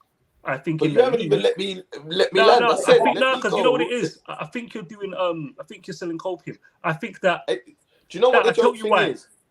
I sat there and I listened to you. Hold on. Let me ask this question, Danny. Listen, you know I can. Let me ask it in a flipped way. You know I can mute you just like. Let me just ask this one. I'll beg you, and then I'll stop. I'm gonna ask one question. Go on. I know you're cool. Like. Go on. All of you guys as rivals, do you think Liverpool finish outside the top 4? Potentially. Okay, cool. I have Liverpool. I think you made top 4, and it kills me to say it, but I think you made top 4. I think you'll make it because of your attack. Yeah, 5th.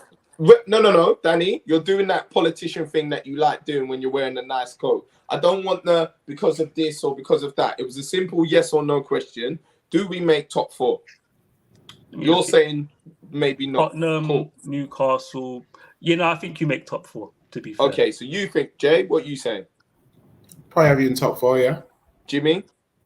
Nope. No, not in the top 4. Cool. Neji, what are you saying? I said no, broski. No. You know what? No, you're not making top 4. You're not. All right, that's cool. So my question then to you guys is, you said Chelsea ain't finishing in the top 4. You said Spurs will struggle to make top 4. You're now saying Liverpool ain't making the top 4. I'm then asking a question before we get back to Liverpool. Who's in the top 4 then? Man United. I said City, Chelsea, United, City, and Arsenal. That was my top 4. Okay. Danny? Man City, Arsenal, Man United. After that, toss up. Don't know. We'll see. But you're confident United are ahead of those other teams that you've just said? I think over the course of the season, yeah. I think, you know what? Because you haven't got issues at the back, haven't got the issues in midfield. No, we got haven't issues, got the but up you know front. what it is? This is the thing. Man United have proven they can compete in 4 competitions with a weaker squad than we had last season. And we've already pointed out, looking at other teams, everyone's got their own problems, right? So don't get me wrong. I'm not saying Liverpool are finishing 7th or 6th, right? But I've got a sneaky feeling you're going to get injuries. I got a sneaky feeling everybody's going to find out the truth about Van Dijk, that he's finished. And I think this is going to be the year that Jurgen Klopp leaves Liverpool. So, for those reasons... Keep pushing your copium of what you want to happen, and you know what it is? Rather than using the logical left side of your brain. I'll be honest. You see all the work you've done this summer? I don't even think Enzo getting injured is your biggest problem. Yeah? Look, Thiago and Konate predictably are injured. What shock already. That's going to continue. I look at McAllister, let him get injured. No, Thiago's not injured. Thiago's coming back from an injury. He was injured last year. I think McAllister... Yo, madam, I'm going to have to bounce, man. All right, cool. I think McAllister... Everybody, my Johnny. See you, bro. So I think McAllister's to do with your midfield. Yeah, man. But just in terms... I know it's a team game, but ultimately, bozos lose games for their team. Gomez is a bozo. Matip ain't what he used to be. So I look at Liverpool... If you even dare think about qualifying for that Europa League group, it's going to come back to bite you. Yeah. And you know what it is? Because of your attack and you can rotate, you'll probably qualify from that group, no problem. Just because you're going to rotate your attack and qualify anyway. That's what I'm saying to you. God forbid you beat Leicester in the League Cup and you go through in that competition. I don't think you're equipped to deal with these things as well as you think. And I think ultimately... Danny, do you know what? Ultimately... I'm going to respect the point you're saying. Ultimately... But I think you're chatting shit. Okay, fair enough. Because we went 2 years. Hold on, because 2 years ago we did it, and I'd argue we did it with more washed players. It's not 2 years ago. It's not 2 years ago. Hold on, because you can't say something and then we reply to it. I'm saying to you, you're saying we're not equipped to challenge in more than one competition, say. But I'm then turning around and saying to you, okay. If you ask me now, what do I think the Europa League team's going to be? You think it's only going to be 3 or 4 changes. Whereas I'm like, I could name you a team where there'd probably only be 2, maybe 3 recognized first team starters in that team. You're going to get smashed up then, bro. Yeah, you're not going to go respectfully, you ain't been in that position to even do that, because when you're telling me we're going to get smacked bro, I played Europa League, yeah. I know what your B team's like. Your B team will get smashed up in the Europa League, bro. No, you played conference, and respectfully... No, we played Europa League the season before when we got beat by Dynamo Zagreb and Orsic scored that hattie, yeah? So we played Champions League last season. Season before we played Conference League. Season before that we played Europa League. Season before that we played Champions League. So I'm telling you, even Man United... when they rotated last season, yeah, and played average teams in Europa League, still had really hard games, yeah, and had to constantly bring people off the bench to save them. I'm saying if you play your B team, proper B team, in some of these games, yeah, you'll be surprised at how good the opposition are. This is the thing that it becomes a frustrating conversation to have, is because you're trying to make out like I'm saying Europa League is like some dead thing. We can chuck any people out there. That's not what I'm saying, number one. So one of them ones, comprehension is a free thing, innit? I'm saying to you, I don't think we are playing most of our first team players. Okay. Whether that's right or whether that's wrong, whether we win the game, whether we don't, I'm telling you, that's not going to happen. And shall I tell you how I know that that's not going to happen? I'll give you an example. Van Dijk gets sent off at Newcastle. Yada, yada, yada, whatever happens. He's bringing on Jared Kwanzaa. How many of you, man, even knew who this player was before this season? Before you even saw him touch pitch? Ben Doak was fully playing pre-season. And the only reason why he's not playing now is, respectfully, he plays in the same position as Mo Salah. But they rate this kid that they want to give him opportunities. Bicetic, they're talking about bringing back people like Tyler Morton, Connor Bradbury. The manager has clearly shown he wants to have an avenue to play these players. Even someone like a Darwin Núñez, Darwin hasn't been starting for us. He got his first start against Villa. You don't think that probably that's the competition where they want him to get his form to then bring him back into playing in the Premier League more often? Bear in mind, we're 1 hour 35 minutes, so I do have to interject. No, go on. West Ham, Tottenham, Brighton. What are you telling me? I'd probably go 7 points. I mean, he rates his team, so I'm not shocked. Last season they went to Brighton and had. And you're talking about last season. Last season. That's fine. If I then said to you, okay, let's go to the season before when we were doing it. What I'm saying is, Jay, I want you to make the point. I haven't even landed my point in order for you to come back. The reason why I'm going to come off mute on that is when you say last season, it's very intriguing that people want to take the one season where we've had an off season. Yeah. But if I say, okay, let's pick the season before that when we were in this competition, 4 competitions, right up to the last day of the season, played more games than anybody, and still nearly managed to win the league and nearly managed to win the Champions League. We don't want to listen to that sense. We want to go to the one time where your argument has some proof to it. So carry on, but be a little bit less disingenuous when we're trying to make these kind of comments. Shameless. Right, so anyway, so the comment that I was trying to make before you go ahead, my brother. Shameless. Well, I would if you let me make the point. It's incredible that in life you're just the same as you are in spaces. No difference whatsoever. It's crazy. I love you too, bro. I would have thought that you could see me face to face, so you'd be like, okay, let Jay Jay make his point. Jay, never. So my point is that same like it's Danny and Jimmy.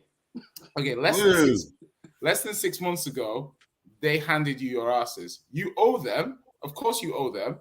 And obviously this is a new season. However, that's a tough game. Last season against us, Ryan Mason's team, you were 3-0 up against us. Yes, you changed some stuff, but structurally how your team is set up and stuff, when we came to your stadium and you beat us 4-3, that's one of the few games that you played where the structure team is the same as you're playing now. You've got different. No, it isn't. That's my point. What's different? Right there, and this is why. How we play now and how we played last season is not the same. What's different? What's different? I'm telling you now, and this is no trolling. This is just what's different? Tell me what's different. Well, for starters, we're not playing a lone 6. Since when? I'm done. If you think, tell me who our lone 6 is. I thought McAllister's playing 6 for you. No, he's not. We play a double pivot. Who's playing double pivot with McAllister? So answer. Who's playing double pivot with McAllister? Szoboszlai. Szoboszlai's playing right CM, isn't he? No, he's not. He's playing as a double pivot. He's just that good that he gets up and down. So who's playing number 10 then? So where's the other player then? Where do you think Gakpo was playing when we were playing him? I thought Gakpo was playing in midfield. Right. Do you know what? Danny ain't got time for this, but I'll be very intrigued. I'll have to look at some of this because maybe you look before you come talking. You know what it is? I came back. Go ahead, Brian. I did not come back from the Bahamas to not talk about Man United. This is a crime. Who cares about Liverpool, bro? Daniel, I need to go. Who cares? No. We're gonna end it there. You know what it is? Man United news is beyond depressing. It's beyond depressing right now. Talk Man United all the time. Man United all the time. Yeah, I don't mind a break from Man United. I've been waiting to gauge the temperature just on our rivals and get a rival point of view on everybody else. Because when it comes to Man United, it's the same. Can we give a rival point of view of Man United? No, I don't really want to hear that from you. I'll be honest with you. No, I'm joking. Why? I'm going to be honest. I ain't going to trigger you. I'm joking, but I'm going to go to Brian first. Since Brian does want to talk Man United, I can stay another 10-15 minutes. It's fine with me. If you need to go, I understand. If you need to go, Johnny, I get it. I'm going to bounce down because I'm getting tired. All right, cool. No problem. Big up to everyone, man. Yeah, big up, Johnny. Big up, man. Shout out to you, Johnny. Got another super chat. Give me a second. Just to, I should have said this before Johnny left. Bruno's had 3 assists this evening, just to let everyone know. Oh, it's in the super chat. Shout out to Lookman. Awkward. Why doesn't he do it for United? Listen, when it comes to Bruno and GA, he just gets GA for fun. It's not even. It just the way he plays. Mr. Numbers is what I call him. I call him Mr. Numbers now. Is man. That's his name. That's his name from now on. Two questions, Brian. Yeah. Now the window's closed. We may have everybody fit but Kobe in the next few games, the next run of fixtures. Amrabat, Mount coming back for the Bayern game. Bruno, Ericsson, Casemiro. Are you happy with those midfield options for the next set of fixtures before we go into the next international break? Oh, we're screwed, bro. Where's that come from? What do you mean we're screwed? No. I mean, I like the options that Ten Hag has available. You know, I think one of the things that I've been thinking about lately is that we've been like really stuck.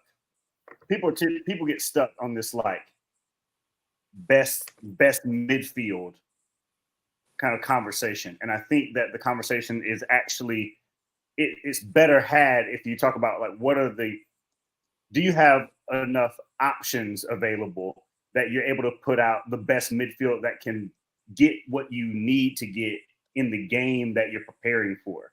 So like if you don't have options, then you're forced to put out the same midfield regardless of whether it's suited for the team you're playing against or not. And that's a poison chalice.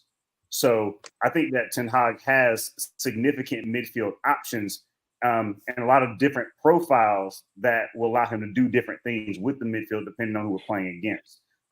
Now, it's up to Ten Hag to figure out whether or not he can get that to work, right? But I like the options that he has available to him. Even if some people don't prefer the players or the profile, I like the options. So I'm happy with the options more than I am with the individuals. That's how I answer the question. No, I get that. Jimmy, no, I can't do it. Not an origin. You know what? I'm not going to do the Sancho Pelestri thing. It's more so, would you rather see Ten Hag play a right winger against Brighton or in his upcoming game? Don't give me the other option. Or play, you know who. It's a yes. It's a yes for me. I want to see a winger because we know that Bruno on the right thing just doesn't. It's never worked. And these are the times when, you know, I say, look, for those that are, you know, trying to find reasons to criticize the manager, that's a valid reason to criticize the manager if he's insisting on and I know why he does it, because he wants Bruno to start patterns of play on the right hand side, then be the one that drifts back in to continue that pattern of play, then drift back to the right when we lose that pattern of play to try again, recycle, and that's what he's looking for. But I look at it and it's never worked. It doesn't look right. The team looks so disjointed when he tries it every single time. In fact, I think it actually takes away from the team a lot, because what you then find is you get Casemiro drifting to the right so much, and then you're losing a player in midfield. We get over every single time. Just the same thing happens. It's never worked.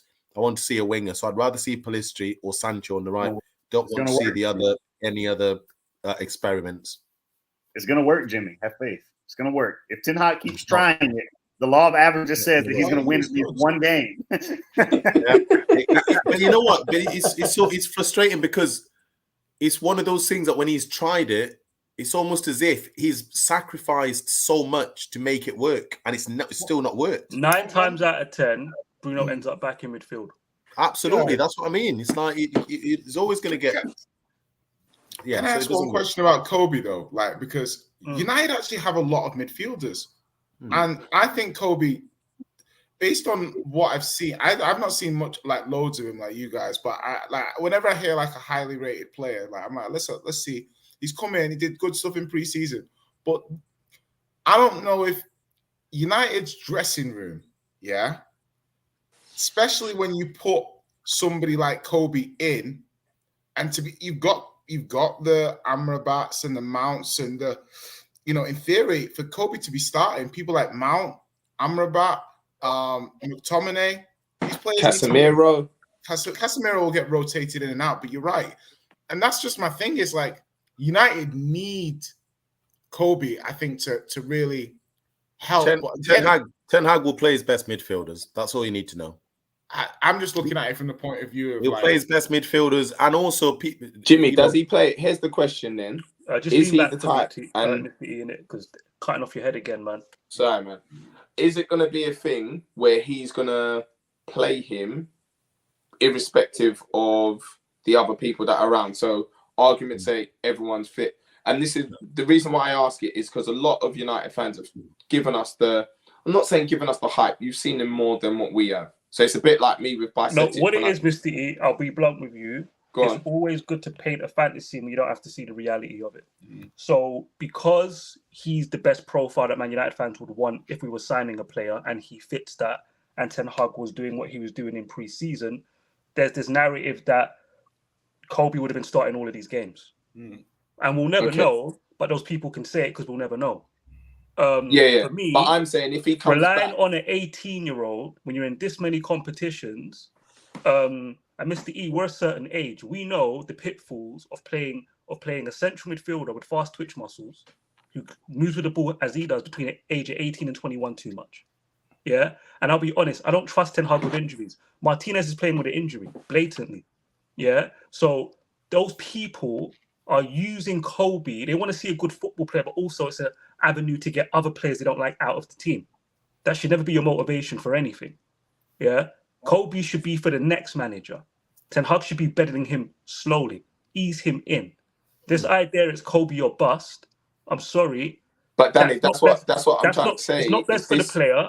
Is this going to be a false thing, though? Hold on, he got injured last season. He's starting this season injured, and you think when he comes back, the best course of action is to play him week in, week out. He's 18.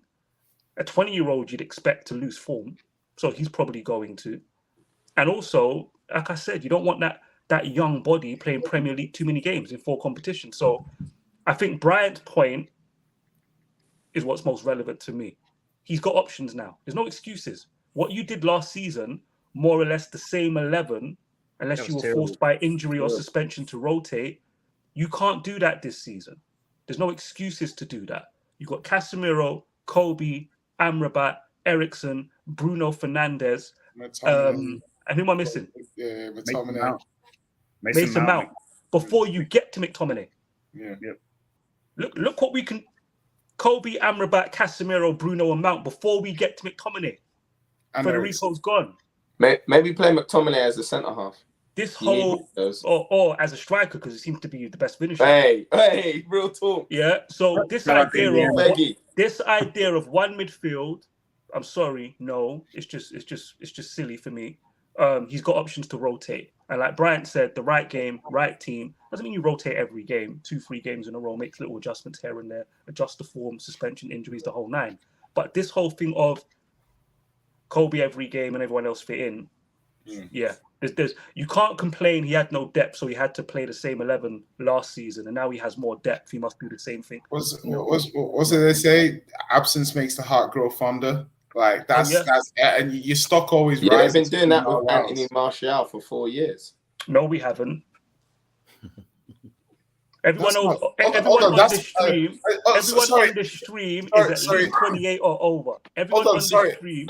Why are you biting at such a silly point that you? No, it's not that. It's just it's that news that somebody just posted. Is that real? Is that real? The comment in the comment section. Is that real? What does it say? El Ghazi. Stop it. Stop it. Come on, can we just continue with the football conversation? Come on, man. Danny, come on, man. Is that real or trolling? Can we verify? Can we continue? He is a free transfer at the moment, though. Is he a free transfer? Yeah, because he just left. Do you know what it is? So there was a story that came out that is done between Sancho and Ten Hag, and he's leaving in Jan. Oh, really? Yeah. Was that Ducker or someone? Do you remember who broke that? Ducker, yeah, it was. Yeah. Was it Ducker? Am I right in thinking that? I think it was, yeah. Let me just see if I can find it. Can I just ask this question then? Since we're on the Sancho thing, if he does leave, like what you're saying, Danny, how much would you be expecting to get for him? For Sancho? Yeah, if he left in January. Ideally, I like 50 mil, but I don't... Unless so I'd like Beyonce to walk through my front door. Don't mean it's gonna happen. You never know right now. Listen, 50 mil, if Chelsea won him or it's Saudi, maybe we get lucky. Aside from that, I don't believe the 375 grand a week on the other hand. But could be 250. Same problem as Maguire. Yeah, and his agent hails from where we hail from. He's gonna want his piece for his client. He's not walking away from that contract. Okay, I'll leave, but I'm only getting 150 here. You got my 100 bags plus for the next 3 years, please, and I want a lump sum. Joe Glaze is going to say no. Would you? Can I ask you? He's going to go on low. Because I'm looking at you three, like you said, you're obviously of a certain age, and I know that you're not going to answer in a kind of tribalistic way. Would you give him another chance, Sancho? This is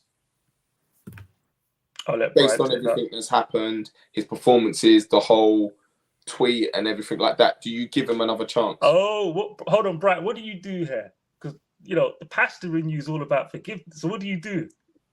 Or do you put that to the side and just a ruthless football fan? No, redemption.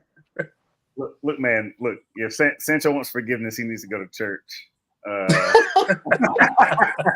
not to a festival. Yeah. Here's my thing though, Missy. I'll be honest. Jesus.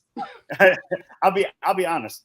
I remember saying I wanted Sancho to be given a legitimate opportunity to fight for his spot against Antony, but I knew that Ten Hag wasn't going to do that because he clearly favors that player regardless of how he's playing.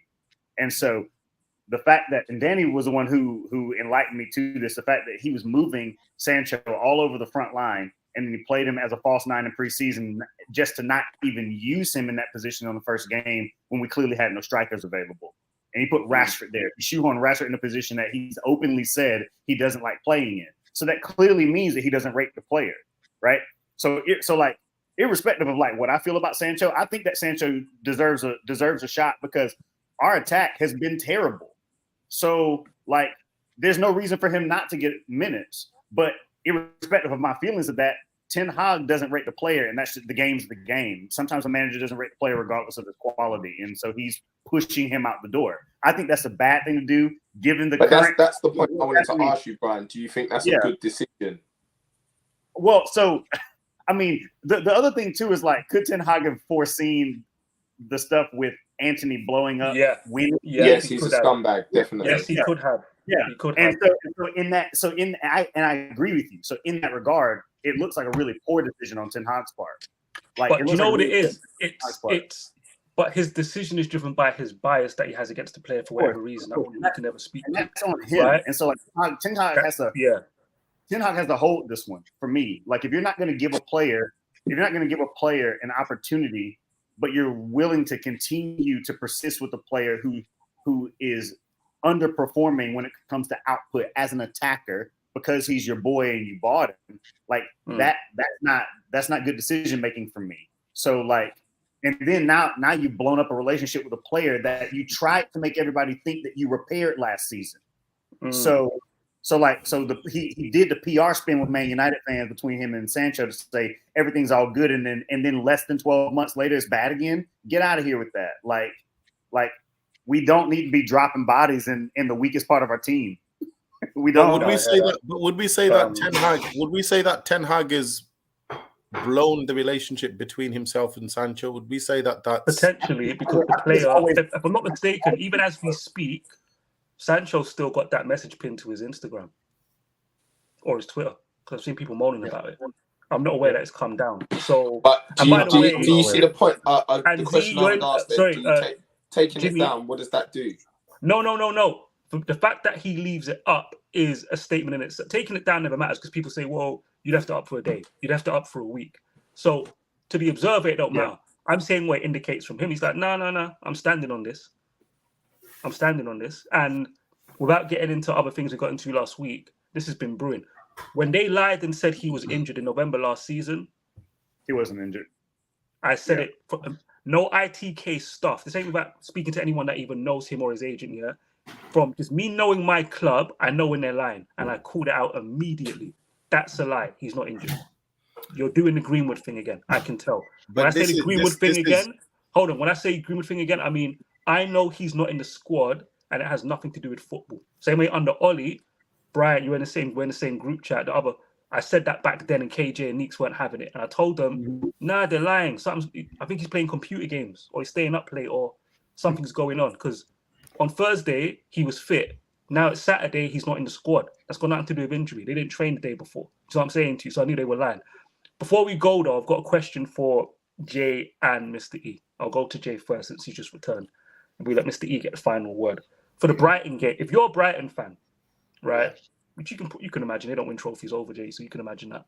Listen, I don't need to be a Brighton fan. I don't need to be a Brighton fan to imagine that. You know what I mean? I'm sorry, my bad. Oh, my that bad. was that was No, that, it's that, not- that I was don't- that Israel. That was that Israel. Like, you know, when Israel goes there, Oh, you bring I it think down, it was more friendly than that. No, it I don't was think like you meant that. it like that. It was. I'm just messing around. It's late. I'm It's late. I'm residual. old and senile. I'll get grumpy and just make What can I silly say? jokes. All right. Have you had your Weetabix? Horlicks. Anyway, if you're a Brighton fan, Yeah. who would you want to see? Who would you want to see right wing? Who we want to see? Because we're playing Brighton on the weekend. So if you're a Brighton Yeah. fan and you're thinking Yeah. about the Man United lineup, right? Yeah. You want to get the dub. You're thinking, I want to see them mess up with their lineup. Yeah. Who would you want to see right wing? Right wing for United this weekend. Mount won't be fit. Sancho. There's only one answer to this question. It can only be Palestri, really. I mean, if I was Brighton, who I want to see, I want to see Bruno right wing. I want to see Bruno out of position. From a creative point of view, then you're gonna have a gap, and also you'd have Eriksen versus that Brighton press.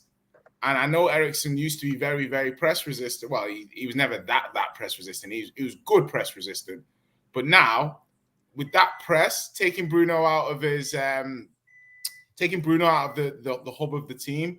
Plus, as well, I don't know who the second midfielder would be then, because then what you have is a situation that you're changing two of the midfield, so the relationships messes up. So then it's Casemiro, and then two new midfielders in. So it's Casemiro, Eriksen, a new midfielder, and then Bruno out wide, and there's no rhythm. Too much change. Yeah, way too much. Bruno. If United don't start Bruno in central midfield / the 10 at the weekends, then they will probably definitely lose that game because big words, man. Because the thing is that I've seen United. He'll end up back in midfield, and we'll get it. No, I'm not disagreeing with you. No. The only reason I'm saying that is because honestly, I'm not disagreeing with you at all. In the two games I've seen United play at home this season, went 2-0 down to Forest, had a very poor game against Wolves. So now this is the game that dictates whether or not this is a trend in your performances, or whether the other two are outliers, and we're going to see you get back to a bit of the how you played against Spurs in the first half and yada yada. So it's a big game. It's a very big game for me watching United, and I think Ten Hag needs to get the formation right, and the temptation to not trust Palestri, maybe switch Garnacho's wing, maybe so. I don't know what the minimum. As United fans, Jimmy's like, don't want to see that. I don't know what the minimum upheaval you guys think to your team is in order for you, especially with the Anthony Sancho situation. I don't know what you guys think is the team that mitigates the damage that the last week has given you is, because I think you're gonna have some degree of problem anyway. Before I let Mr. E go. Bruno scored a goal.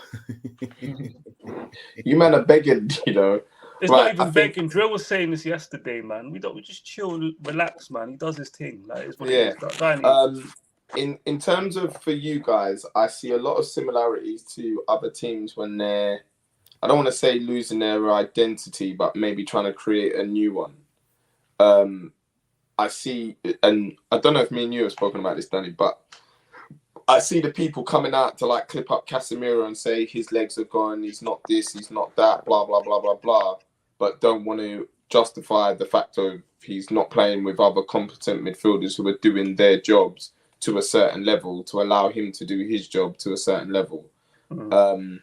So you play Bruno as a right winger, collapse for you, 100%, because he'll start sulking, and I'm not saying this to troll, but we all know what will happen. You won't start well. He won't necessarily be on the ball like he wants. He's a high-volume toucher of the ball, if you will. He needs to be on the ball a lot to keep him involved in the game. I think he creates a lot. And I think, I can't remember when it was. It might be a year ago, Danny. You said something about him. Pause. I can't hold it. I missed that. I was I'm researching. Yo, first, listen, shout out to Mr. E, his first pause on his first appearance. Yeah. Mr. E, this is... There's a pause pandemic. I don't know if you're aware. My There bad. is a I pause tried to hold pandemic. it. I couldn't. Carry on. Right. So my thing of when you said about him, and it was something you said in one of your spaces that I was like, makes sense. Don't look at his pass completion percentage, because his pass completion percentage won't necessarily be high, but it's because he's trying things that other people don't. You know, I can be a safe midfielder who passes it square and come out with 95, 98, 99%. But how many of those passes unlock a defense or make a goal or make a chance? None.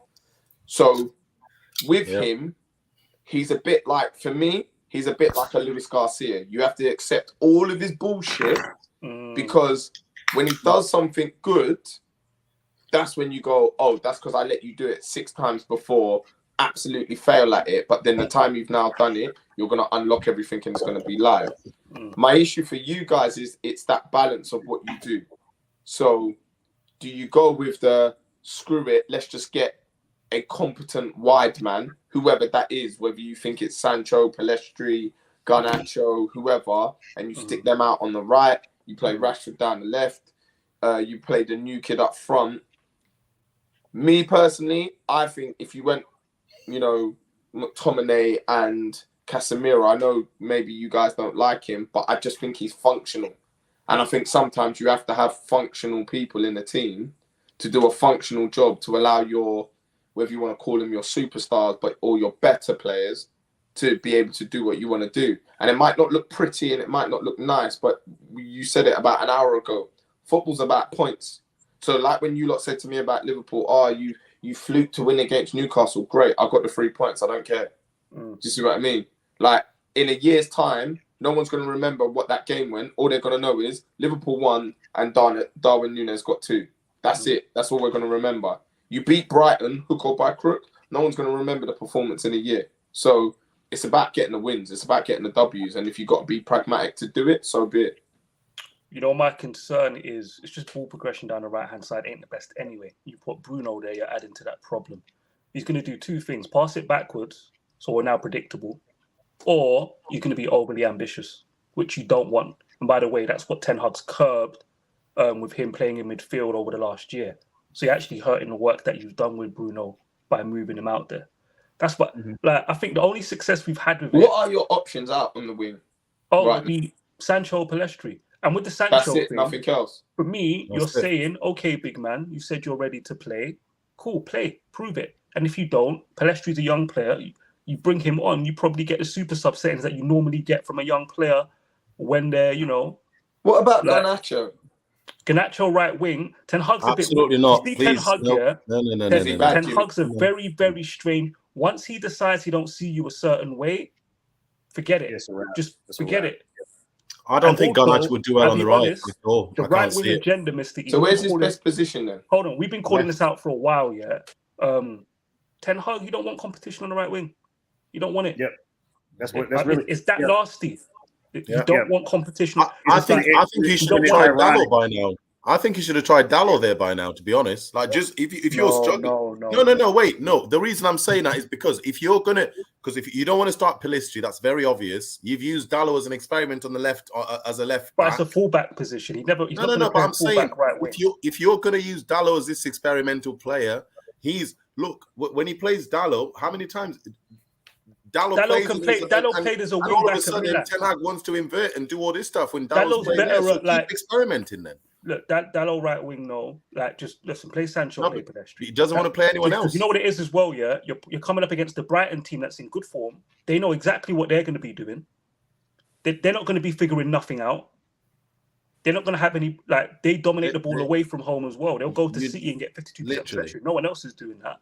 So now you're putting your players in a position where they have to ease in, figure things out. Oh, usually when I turn my shoulder, that guy's there. He's not there today because there's a different dynamic. Just play Sancho and get it over with. With a team who's going to be clicking. And it reminds me of Barcelona at home in the Europa League last season, Sancho in the 10. Bruno right wing. I don't remember Mount playing at right wing at Chelsea because someone saying Mount was do you know what funny, Jimmy? I was just gonna let me just say this here. Hold on, right wing. I just want to the thing with right Mount. Wing, hold on, Mr. E. Right wing in a 3-4-3, and the way Tuchel played it is not the same as playing for Ten Hag. It's not the same. He might be better there than Bruno, but still not ideal. And I don't think he's available for Brighton anyway. That's the thing. Yeah, I was just going to say, first, he might not be available, but Jimmy and the rest of you, do you not think that, again, when I talk about functionality, Mason Mount has a lot of... I don't think he excels at anything, but I think he's good at most fundamentals, things. Yeah.